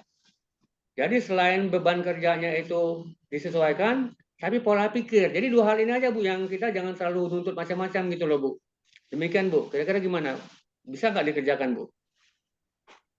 Nah itu sih Pak, yang kesulitannya pasti adalah untuk bagaimana mengajak mereka untuk bisa berpikir positif. Karena kadang-kadang kan orang kalau dia stres lebih ke blok mental ya gitu. Iya, paham, Mentalnya paham, udah paham. keblok nih gitu. Jadi untuk misalnya menyadarkan mereka, misalnya untuk katakanlah untuk konseling aja deh gitu misalnya, atau menceritakan permasalahan yang dia hadapi aja kan rata-rata kebanyakan untuk orang Indonesia sendiri ya gitu. Untuk orang Indonesia itu sulit untuk apa ya, ya untuk jujur kalau misalnya mereka tuh kenapa-kenapa gitu, pasti akan Ya, ya, paham, berdendam paham, dan paham, segala paham, macam. paham. Nah, gimana sih Pak, maksudnya untuk ya itu tadi menyadarkan karyawan nih misalnya para pekerja kita misalnya untuk kalau memang nggak kena apa kalau memang lagi kenapa-kenapa atau lagi stres atau lagi burnout itu Jadi konseling gitu. jadi gini Bu ya, kita perlu membuat simulasi. Jadi gini, bayangkan ini orang itu suka berpikir negatif. Kita perlu membuat suatu simulasi, say ada 2 orang. Yang satu itu selalu negatif baca pikirannya. Sehingga setiap tindakannya itu negatif. Akhirnya apa? Dia gagal dalam pekerjaan. Kemudian dia tidak dapat promosi. Kemudian dia tidak dapat bonus. Itu Ibu perlu jelaskan, Bu. Contoh soal yang paling gampang. Nah, itu si A. Yang si B itu sebaliknya. Dia itu selalu berpikir positif. Sehingga tindakannya selalu positif. Dia dengan tim itu selalu teamwork. Dengan temannya itu selalu ramah. Selalu ada hubungan yang harmonis. Sehingga kinerjanya itu positif. Selalu dapat insentif. Kemudian dapat dipromosi. Coba jelaskan hal yang seperti ini, Bu. Ini simulasi yang saya kira membuat dia tuh kepikir, oh iya ya, oh iya ya. Kalau saya negatif tuh saya tidak akan mungkin bisa promosi, tidak akan mungkin dapat insentif. Tapi sebaliknya kalau misalnya saya berpikir positif, saya tuh bisa kinerja saya bagus, saya bisa dapat insentif, saya bisa promosi dan seterusnya. Nah, hal-hal yang seperti itu kalau bisa diperbanyak gitu loh, Bu. Tadi yang saya sampaikan itu hanya contoh soal aja gitu loh. Jadi simulasi-simulasi seperti ini, Ibu bayangkan aja, Ibu bisa, kemudian Ibu kembangkan lagi Bu dari 2 yang dari saya tuh, Ibu kembangkan lagi Bu yang banyak gitu loh, sehingga dia tuh terbuka pikirannya. Karena orang ini blank tadi Bu ya, dia sudah black out ya, sudah blank. Jadi harus dibuka pikirannya dengan cara apa? Coba dia itu membayangkan suatu hal yang baru sama sekali yang sebenarnya itu bisa dilakukan ketimbang tuh hanya mikirin yang negatif terus sehingga dia gagal menjadi manusia. Apakah Anda atau dengan pertanyaan, apakah tuh Anda maunya jadi orang yang gagal? Apakah Anda mau jadi orang yang frustrasi terus? Ini contoh dengan kalimat negatif. Tapi itu nggak bagus Bu ya. Walaupun kita bisa aja ngomong. Itu namanya kita force dia. Force itu bisa positif bisa negatif. Buat orang-orang yang terbuka di force gitu dia oh iya iya enggak tapi buat orang yang sudah down di force gitu dia malah tambah down gitu. Jadi itu kita harus lihat juga tipe orangnya Bu. Ada orang yang suka terbuka sama tertutup. Orang yang tertutup di force dia makin down, tapi kalau orang terbuka yang tipenya extrovert di force gitu dia malah oh iya iya iya sorry saya tuh nggak lihat. Nah itu malah dia tuh kebuka gitu loh. Jadi kita harus lihat kepribadian orang juga gitu Bu ya. Demikian Bu. Ada lagi Bu yang perlu saya bahas Bu? Baik Pak, cukup. Terima kasih. Sama-sama. Monggo ada yang lain mungkin yang perlu dibahas lagi? Siapa lagi mungkin yang perlu diajak diskusi? Ibu Endang, Saya dipersilakan. Ya, mangga Pak silakan. Hendra. Ya. Iya, Pak Hendra, yang ingin saya tanyakan sebenarnya begini. Saya perannya bukan HR, tapi Ya. lebih pada konselor. Saya Ya. mitra kerja dari instansi pemerintah. Nah, di sini saya mohon saran Bapak, apa yang bisa kita sarankan secara praktis, Pak ya, pada karyawan yang terindikasi stres karena konflik dengan atasannya, karena beban kerjanya yang diberikan pada karyawan tersebut terlalu besar, mengingat bahwa oleh atasannya dia dianggap mampu. Sementara di instansi pemerintah tidak mungkin kita kemudian menyampaikan hal ini kepada atasannya. Jadi karyawan itu yang curhat pada saya begitu. Nah, apa yang bisa saya lakukan terhadap stres ini? Ya, gini Bu ya. Memang agak susah kalau seperti itu ya, kalau birokrasi. Karena gini Bu, untuk bekerja itu dibutuhkan lingkungan kerja tuh yang partisipatif. Artinya atasan tuh maunya terbuka. Kalau atasannya tertutup, nggak bisa diajak diskusi, ya kasihan pegawai, jadi korban terus Bu. Nah, saya jujur Bu ya, saya pernah bekerja di sebuah instansi pemerintah juga Bu. Sekitar 3-4 tahun lalu, saya nggak mau sebutkan nama instansinya. Tapi saya juga, karena saya background saya psikolog, saya ketemu sama direkturnya ya, mengenai beban kerja. Saya bilang begini, saya menggunakan rasional emotif terapi. Jadi dalam psikolog tuh mungkin Ibu pernah tahu Bu ya, bagaimana membuat orang tuh berpikir rasional supaya emosinya itu berubah. Nah, gini contoh soalnya, Pak, saya ingin diskusi dengan Bapak dulu. Saya tidak menyinggung anak buah. Kalau seandainya Bapak bisa kerja sehari 8 jam, tapi oleh bos Bapak dipaksa 14 jam. Kira-kira menurut Bapak gimana? Ini pertanyaan pertama. Pasti dia nolak. Enggak dong, saya kan bukan pegawai. Saya kan atasan. Baik Pak, Bapak atasan. Tapi seandainya Bapak itu sebelum Bapak terapkan ke bawahan, tapi kebijakan ini Bapak terapkan ke diri Bapak sendiri. Nah ini Bu, jadi kita balikkan dulu ke Bapak itu. Dia mulai mikir. Nanti responnya itu bisa plus, bisa negatif. Bisa positif, bisa negatif. Tapi kalau dia berpikir positif, oh iya ya, mungkin saya itu terlalu over untuk dia. Sehingga apa saran Ibu atau apa saran Bapak? Dia nanya ke saya, Pak, fairnya gini Pak, dalam manajemen SR itu ada yang namanya analisis beban kerja. Untuk fairness, supaya tercipta iklim kerja yang positif, di mana Bapak bisa menciptakan kinerja yang positif buat Bapak, bukan untuk anak buah Bapak saja, itu beban kerja itu harus fair, jangan terlalu over. Kan ada job analysis Pak, dari 8 jam kerja, itu maksimum orang kerja beneran, itu paling 5 jam. Lebih dari 5 jam, dia harus dibayar lembur. Dan lembur itu akan merugikan instansi, karena harus keluar uang. Kalau tidak, harus kasih makan. Kalau tidak, mungkin si pegawai itu akan stres. Nah, hal-hal seperti ini, Bu, ya, kita harus arahkan ke atasan, Bu. Kalau ke pegawai bawahnya aja, kita hanya ajak ngomong, dia ngerti, Bu, tapi kan dia nggak bisa ngapa-ngapain. Apa iya, dia itu kita minta melakukan analisis beban kerja, kemudian dia akan sampaikan ke atasan, Pak, ternyata beban kerja saya itu dari 8 jam itu yang benar itu cuma 5, Pak. Nah ini Pak, 5 ini saya melakukan bla bla bla bla bla sehingga 8 jam itu yang benar-benar saya kerjakan itu cuma 5 jam. Apa iya si pegawai itu mau ngomong seperti ini ke atasan? Dalam iklim yang tertutup kan nggak mungkin, Bu. Nah jadi agak ribet, Bu. Jadi saran saya tuh kita sebagai konselor, maka kita punya otoritas, Bu. Kita punya wewenang. Walaupun kadang-kadang kita sendiri kurang yakin apakah bakal diterima atau enggak. Tapi kita positif thinking dulu, Bu. Seorang konselor itu sebaiknya berpikir positif. Kalau saya sebagai konselor, saya kan orang luar. Saya ingin suatu organisasi itu ngajak saya karena kan dia mau berubah. Apa gunanya dia bayar saya kalau dia nggak mau berubah? Saya ke situ larinya. Saya di-hire kok. Boleh aja dia tidak terima, silakan. Tapi kalau saran saya dia tidak terima, ya rugi sendiri dong. Kita bisa ngomong begitu, Bu. Tapi dalam diri kita jangan ngomong ke dia, Pak, Bapak rugi dong. Nggak enak kan? Itu etika juga. Tapi dalam pola pikir kita harus berpikir positif dan kita harus bisa memforce diri kita bahwa yang kita sampaikan itu benar. Yang penting gini, Bu. Ajak diskusi, Bu. Atasan tuh ajak diskusi gitu loh, Bu. Ini pandangan saya, ini pengalaman saya juga, Bu. Jadi dan saya udah beberapa kali dan alhamdulillah, Bu ya, jujur saya ngomong. Saya pernah ketemu sama atasan yang sangat susah bener, Bu ya. Tapi alhamdulillah lama-lama dia mau berubah, Bu. Karena apa ya? Kita pelan-pelan, kita persuasi, Bu. Kita jangan maksain. Pak, mohon maaf Pak ya, ini di departemen di instansi lain Pak, kejadiannya begini Pak.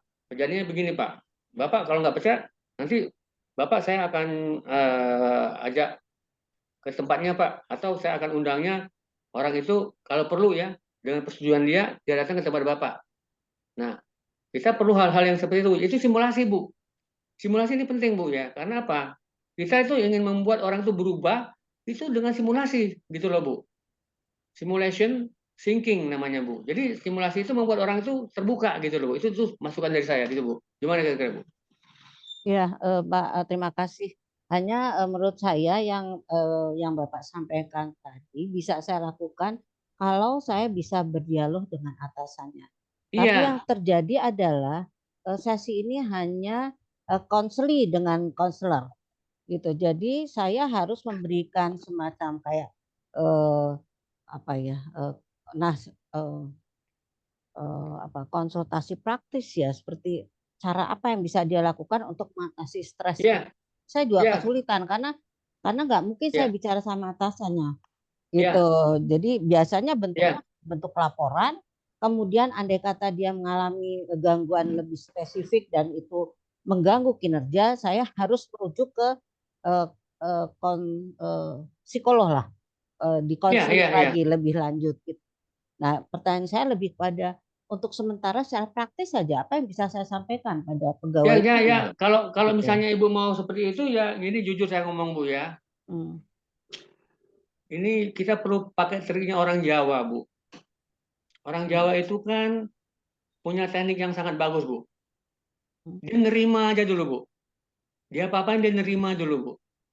Tapi dia pelan-pelan dia akan merubah dirinya. Oke deh, saya anggap ini sekarang takdir gitu ya. Saya tidak bisa berubah karena atasan saya itu tidak bisa berubah. Saya terima diri saya dalam kondisi seperti ini. Oke, saya terima deh.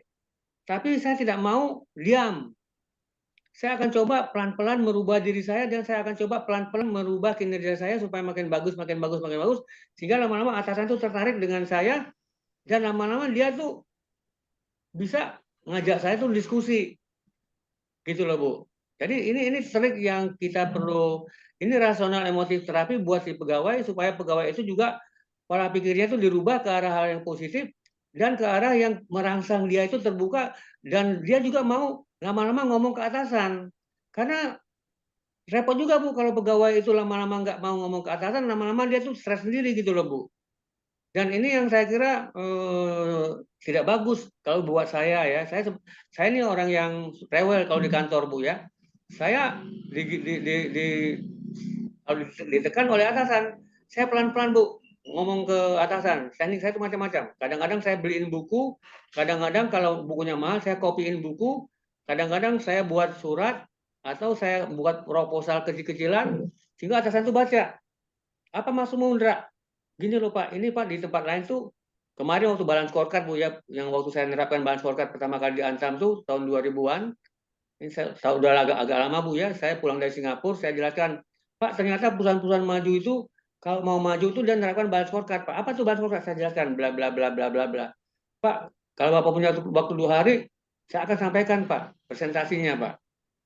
Akhirnya apa? Seluruh direksi itu presentasi. Saya presentasi ke seluruh direksi 55. Akhirnya dia terima balance scorecard. Bayangkan Bu, 5 direksi itu terima balance scorecard, akhirnya mau diterapkan di Antam. Sehingga tuh Antam sekarang tuh punya yang namanya sistem manajemen kinerja. Alhamdulillah Bu, itu gara-gara tim saya yang 4 orang yang berangkat ke Singapura waktu ikut balance scorecard workshop.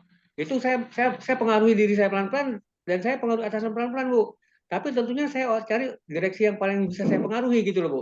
Nggak semua direksi itu kan bisa nerima. Kadang-kadang atasan saya langsung nggak nerima, saya main biliar Bu. Saya tembak ke rekan dia yang kira-kira bisa terima. Nanti rekan saya itu nembak ke dia gitu loh.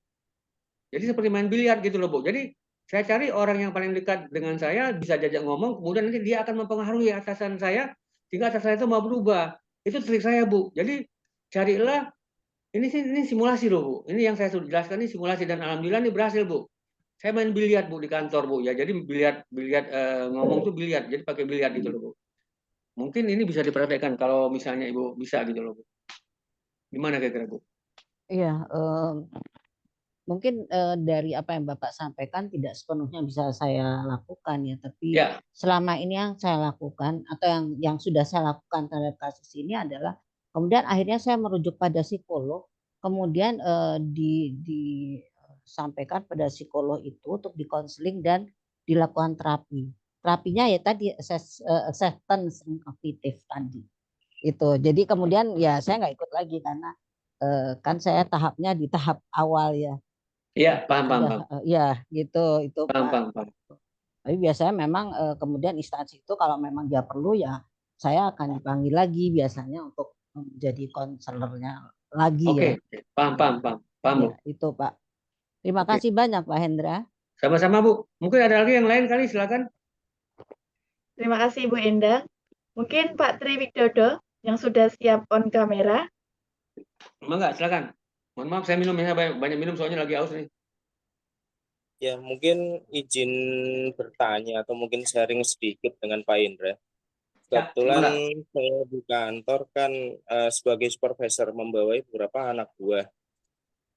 Itu saya pernah konseling, salah satu anak buah saya itu punya masalah dengan rekan kerjanya. Ya, Itu saya coba kasih masukan ke dia, saya kasih hmm, masukan-masukan atau advice-advice yang mungkin bermanfaat, tapi dia nggak mau terima, Pak. Dan saya hmm, juga nggak dengar satu alasan dari satu pihak aja. Ke rekan-rekan yang lain yang berkonflik pun saya tanyain juga ada masalahnya apa. ya, Ternyata semua bermuara pada satu orang yang saya konseling itu. ya, Dan setelah kita beri masukan, kita berikan sugesti positif juga ke dia agar harapan kita bisa berubah, ternyata dia tidak mau terima, Pak. ya, Cenderung melakukan penolakan dan pembelaan. Itu ya. kira-kira ada strategi yang efektif enggak untuk menangani kalau ada kasus seperti itu, Pak Indra? Mohon Ya, masukannya.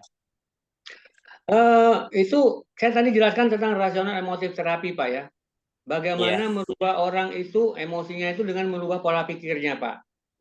Karena pola pikir itu sangat berperan penting di dalam membangun emosi dan juga akhirnya perilaku. Dan tadi saya menjelaskan dengan praktek simulasi. Dan itu iya, alhamdulillah, kalau orang itu kendel, Bapak harus rajin-rajin mengajak dia bersimulasi, Pak. Simulasi itu yang jelas tadi ya, apakah Anda ingin menjadi orang yang berhasil atau yang gagal? Kalau orang berhasil itu dia tuh selalu berpikir positif, kerjasamanya bagus, kinerjanya bagus, ujung-ujungnya dapat insentif, dapat promosi. Tadi saya sudah jelaskan. Sebaliknya, orang-orang yang berpikirnya negatif, dia itu nyalahin diri sendiri, nyalahin orang lain, nyalahin temennya, akhirnya kinerjanya jelek, akhirnya nggak dapat insentif, akhirnya dia tidak bisa promosi, dan seterusnya, dan seterusnya. Ini simulasi, Pak. Dan ini yang saya sampaikan efektif, Pak, ternyata. Jadi ini rasional emotif terapi. Tapi Bapak bisa modifikasi dengan cara-cara lain. Tapi prinsipnya itu seperti itu. Pola pikirnya dirubah dulu, Pak. Apa yang membuat dia itu tertarik untuk diajak ngomong? Coba Bapak lewat dari situ dulu, Pak. Dia tuh senangnya apa sih? Coba, iya. Pak. Pancing, Pak. Dia tuh senangnya diajak ngomong apa? Nanti dari ajak ngomong apa, kita kembangkan, Pak. Dari ajak ngomong apa, kita coba kembangkan, kita simulasikan. Misalkan gini, saya senang pada atasan si A. Kenapa? Karena dia tuh supel. Dia itu senang mendengarkan saya. Oh, gitu ya. Nah, ini kan berarti positif, Pak. Nah, sementara saya nggak suka sama atasan yang si B. Dia itu rewel banget.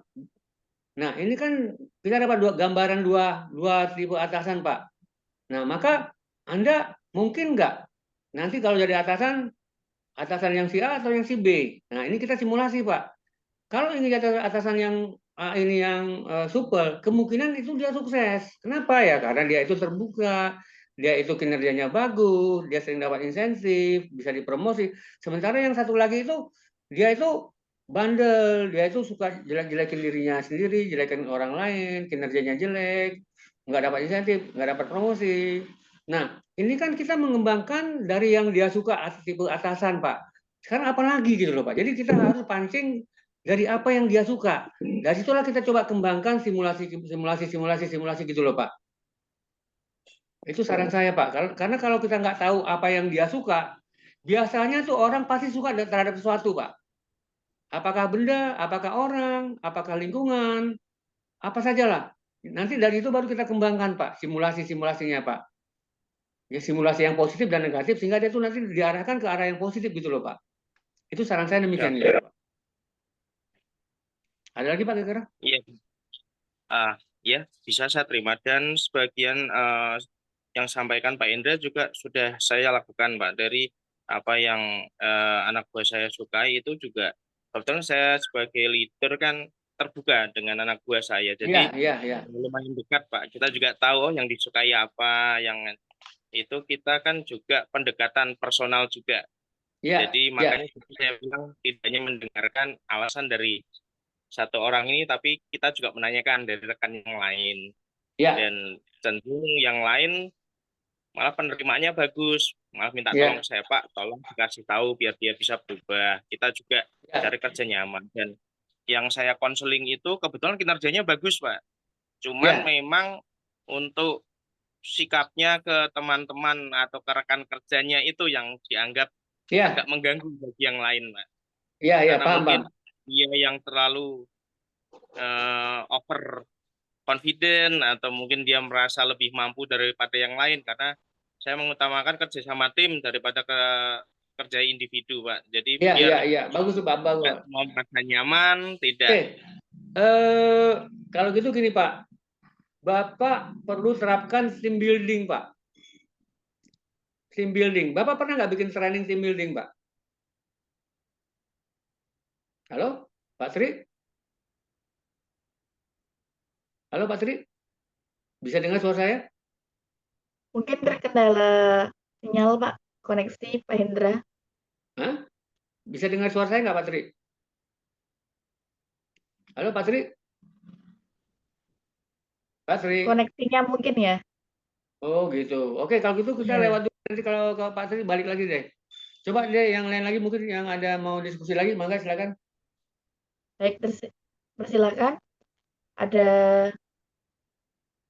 Pak Windarti mungkin. Pak Windarti Saputra, dipersilakan. Baik Ibu, terima kasih. Kalau untuk dari saya sebenarnya sama sih pertanyaan seperti Pak Tri tadi, Ya, penjelasan sih Bu. Terima kasih Bu. ya. Jadi Pak Winardi ya. Ya Bu. Iya Pak. Sri ya. Jadi saya punya pengalaman. Ini kok suaranya kok gema ya? Ada masalah ya kali ya? Halo? Suara Bapak jelas Pak. Nah, tapi kok saya dengar kok gema ya? Halo? Jadi gini, pengalaman saya yang Pak Sri tadi itu yang perlu dibangun adalah team building. Kalau ada seseorang dia merasa paling hebat, itu agak ribet ya dalam satu organisasi. Karena dia akan cenderung meremehkan yang lain. Dan kalau ini berjalan terus-menerus, maka nanti kinerjanya tuh jomplang. Mungkin dia sendiri yang bagus kinerjanya, sementara orang-orang yang lain yang bekerja dalam tim itu anjlok. Tentu ini kan secara tim tidak bagus. Maka perlulah dibuat team building training. Ini saran saya. Pak Tri tadi mana Pak Tri? Bisa dengar nggak Pak Tri? Halo Pak Ya, Tri? siap. Cobalah bikin training team building Pak. Karena ini masalahnya team building Pak, teamwork. Orang yang tidak bisa kerja tim, itu akan sangat sulit Pak. Dia merasa dirinya paling hebat, paling pinter, paling super. Padahal kan Bapak tadi inginnya kan bukan individual superior ya, tapi tim superior. Maka yang bagus adalah buatlah tim building training supaya semua orang tuh nanti akan bisa bekerja sama dengan baik. Itu loh Pak, saran saya Pak ya. Demikian Pak Sri. Gimana kira-kira Pak? Yap, terima kasih Pak. Nanti coba biar saya lakukan habis dari Bapak. Iya. Coba saya lakukan untuk tim saya, Pak. Terima kasih sarannya Pak Indra. Team building itu gampang Pak. Bapak kalau nggak ngerti team building cari di YouTube atau di Google, pelajari Pak. Mungkin seminggu 2 minggu Bapak akan tahu Pak. Karena kalau nggak Bapak undang aja saya dengan Pak Miki Pak. Siap, laksanakan Pak Indra. Terima kasih Pak sarannya Pak. Mangga ada yang lain mungkin silakan bagi yang perlu diskusi. Silakan yang lain. Silakan. Ya. Mau bertanya lagi, diskusi lagi boleh. Untuk sharing session boleh. Bu Lita perlu pancing dulu kali mungkin. Karena kalau saya di dunia pendidikan Pak, kalau dunia pendidikan, ya, kalau saya kan di dunia pendidikan berhubungan dengan peserta didik. Ada beberapa peserta didik yang kalau diajak komunikasi itu, satu, ada yang diam lama sekali. Dua, ada yang fast respon, nggak tahu. Nggak tahunya itu benar-benar dia nggak tahu atau dia nggak mau ditanya lebih lanjut. Atau dia nggak mau mikir, mau simple aja, nggak tahu, terus pergi gitu kan. Ada. Nah, ada juga tipe yang ketika ditanya, dia berpikir lama, kemudian menjawabnya, saya nggak tahu ya, itu jujur atau tidak, tapi dari ekspresinya, saya takut nge-chat ya Pak Hendra ya, nanti tolong saya dikoreksi ya Pak Hendra. Dari ekspresinya itu saya menyimpulkan kayak, sebenarnya ini anak sedang berdrama gitu. Misalnya, ini tugasnya kok belum dikumpulkan, ini tugas dari hari Rabu loh, sementara itu hari Jumat. Terus dia gini, itu apa misalnya ceritalah mamahku segala macam dan bla bla bla bla gitu. Saya sudah berusaha melakukan pendekatan personal ke anaknya seperti yang tadi kata Pak Hendra, apa yang dia sukai? Dia sukanya jajan piscok. Saya pura-pura minta tolong belikan jajan piscok untuk pendekatan personal, ngajak ngobrol. Kemudian sampai ke orang tuanya juga, saya mencoba berkomunikasi dengan orang tua untuk perkembangannya seperti apa. Tapi selama 2 bulan ini masih belum ada perkembangan, Pak Indra. Iya. Anaknya masih stagnan. Gimana ya Pak Indra ya? Mohon bantuannya Pak Indra. Bu, dunia pendidikan itu kan membutuhkan kesabaran, Bu. Betul. Kita menghadapi anak-anak, itu anak-anak Ibu yang ngajarnya di SMP atau SMA, Bu? Saya baru penempatan di SD, Pak. Oh, di SD. SD lebih ribet lagi, Bu ya, karena anak SD itu kan pola pikirnya itu kan masih belum terbuka.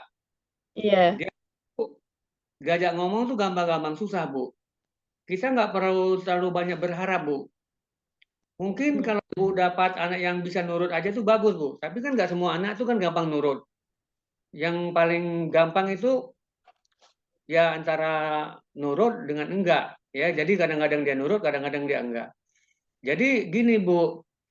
Kita mau mendidik anak yang seusia SD, kita harus lihat memang, Bu ya, anak itu kan gimana orang tua. Ibu tuanya, Bu. Tipe orang tuanya itu seperti apa? Apakah tipe orang tuanya itu yang strictful dalam artian apakah orang tuanya itu betul-betul protectiveness atau membuka? Beda, Bu. Orang-orang tua yang protectiveness itu anaknya tuh selalu dilindungi terus. Biarpun dia salah, dibela. Salah, dibela. Sehingga sampai di sekolah pun dia merasa selalu benar. Kenapa? Di rumah dia selalu dibela oleh orang tuanya. Nah, ini. Saya juga pernah ngalamin, Bu ya, di dunia pendidikan. Tapi ada orang tua yang terbuka. Anak itu yang terbuka, orang tua yang terbuka itu dia itu demokrasi. Dia membuat anaknya itu diajak ngomong. Le, atau nak, kamu tuh idemu apa sih? Sekarang ada masalah bla bla bla bla bla. Menurut kamu tuh gimana sebaiknya? Nah, ada orang tua seperti itu, Bu. Nah, untuk orang tua seperti ini, anaknya tuh lebih terbuka juga, Bu, kalau nanti datang ke sekolah. Jadi, ini contoh ekstrim yang pertama tadi yang tertutup, yang kedua terbuka. Nah, sekarang kita perhatikan aja dulu, Bu, tipe anak yang terbuka atau tertutup. Dari dua tipe ini, kita lebih mudah ngarahkannya, Bu. Saya kira dengan cara ini mungkin kita akan bisa memanage, Bu. Sebab ini kita ambil contoh yang paling ekstrim tertutup sama ekstrim terbuka. Nanti kita bisa juga cari yang di antara duanya itu loh, Bu. Gitu loh, Bu, yang paling gampang. Ini dalam pengalaman saya gitu loh, Bu. Kira-kira gimana, Bu? Baik, Pak Indra, terima kasih. Mantap sekali pencerahannya. Besok saya PDKT lagi dengan orang tua, berkomunikasi lagi. Ya, bagus sekali, Bu. Terima kasih, Bu. Karena ini pengalaman Terima kasih, saya Pak juga, Indra. Bu, ya. Karena saya juga pernah jadi dosen, saya pernah Ya. jadi guru juga. Bahkan mungkin, Ibu, kalau saya pernah jadi guru TK, Ibu ketawa juga, Bu ya. Dulu waktu saya baru kuliah, saya kan di psikologi, Bu. Itu Iya. saya sempat datangin ke TK, Bu. Itu diketawain sama guru-guru cewek. Bapak ngapain? Loh, kan saya disuruh jadi guru. Ya, walaupun nggak lama, cuma sebulan, Bu. Tugas saya itu hanya observasi ya, gimana sih guru-guru itu ngajarin anak-anak. Baru saya diskusikan dengan gurunya, oh ternyata memang dua tipe tadi saya temuin, Bu, yang tipenya tuh sangat terbuka, yang bukan ekstrem terbuka, sangat terbuka, satunya sangat tertutup. Dari situlah baru saya ngomong sama gurunya, sehingga gurunya terbuka. Oh gitu Pak ya, kalau mau menjadi anak itu ya tentukan dulu kira-kira yang ekstrim yang satu itu yang terbuka atau yang tertutup. Nah dari situlah kita akan lebih mudah mengarahkan. Oh gitu, iya itu pengalaman saya, Bu, gitu, Bu.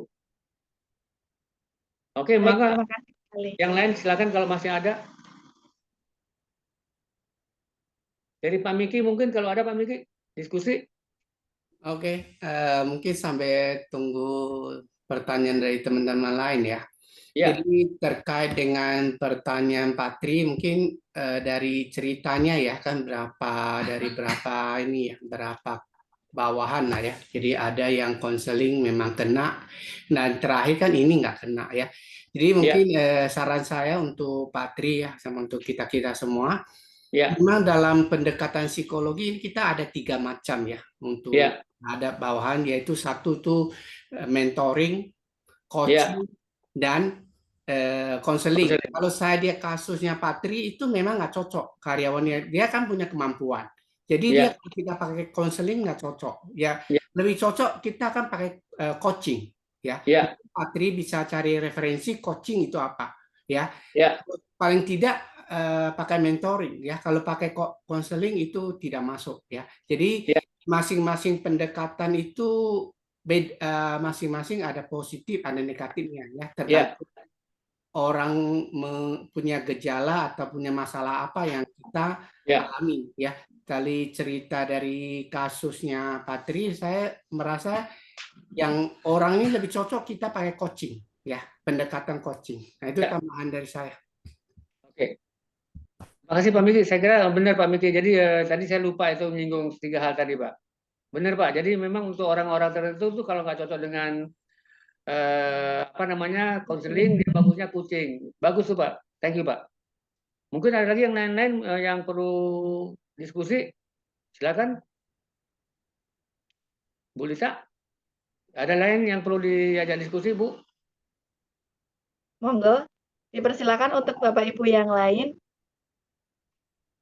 Bu Endang lagi mungkin, Bu.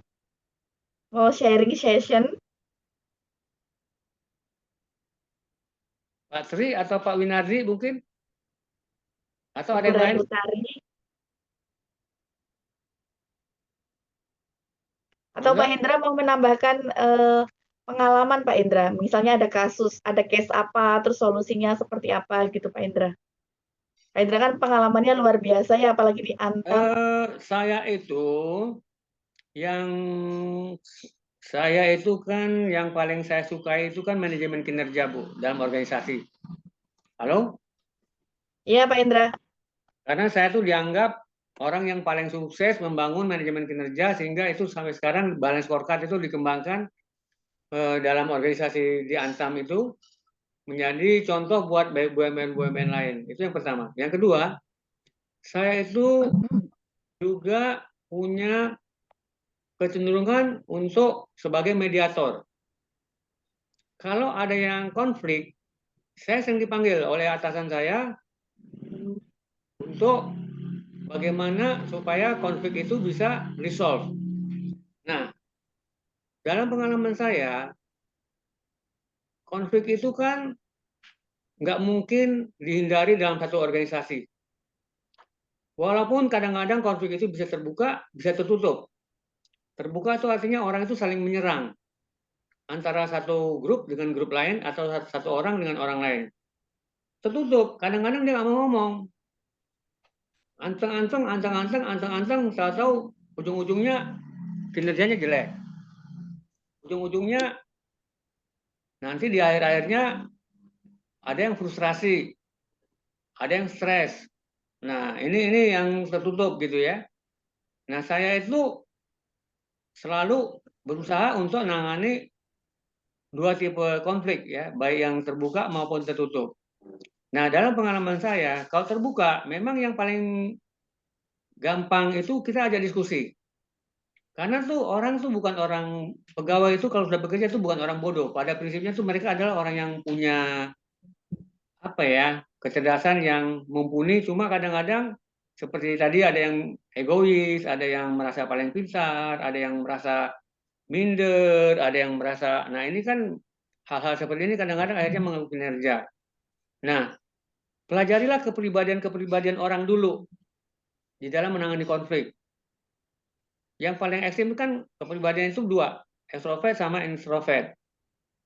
Kemudian nanti kita pelajari orang yang terbuka, tertutup, kemudian ada tipe orang tuh yang analitis, ada orang yang profesional planner, ada yang tipenya leader, ada yang tipenya follower, dan seterusnya dan seterusnya. Nah, jadi dari situ kita bisa mengambil langkah dari tipe-tipe orang. Setelah kita pelajari tipe-tipe orang, maka nangani konflik itu lebih mudah. Ya. Nah, tentunya kita akan usahakan bagaimana tim itu terbangun. Saya akan arahkan ke arah team building. Setelah mengetahui tipe-tipe orang yang berbeda-beda itu, bagaimana supaya teamwork-nya jalan, saya arahkan ke team building, maka saya bikinlah workshop team building. Dengan workshop team building itu masing-masing orang itu menjalankan role playing, yang satu sebagai leader, satu follower, satu sebagai analis, satu sebagai thinker, sebagai planner, dan seterusnya. Lama-lama tim itu menjadi cair. Konflik itu bisa menjadi cair. Dan ini makan waktu memang. Kadang-kadang bisa seminggu, kadang-kadang sebulan, kadang-kadang bisa sampai 2 bulan. Tapi untuk efektivitasnya itu team building itu sangat diperlukan untuk menangani konflik. Itu saja pengalaman saya, Bu, di dalam menangani konflik. Itu, Bu. Ya baik, Pak Hendra, terima kasih. Berarti Oke. memang harus mengenali personality satu persatu ya Pak ya?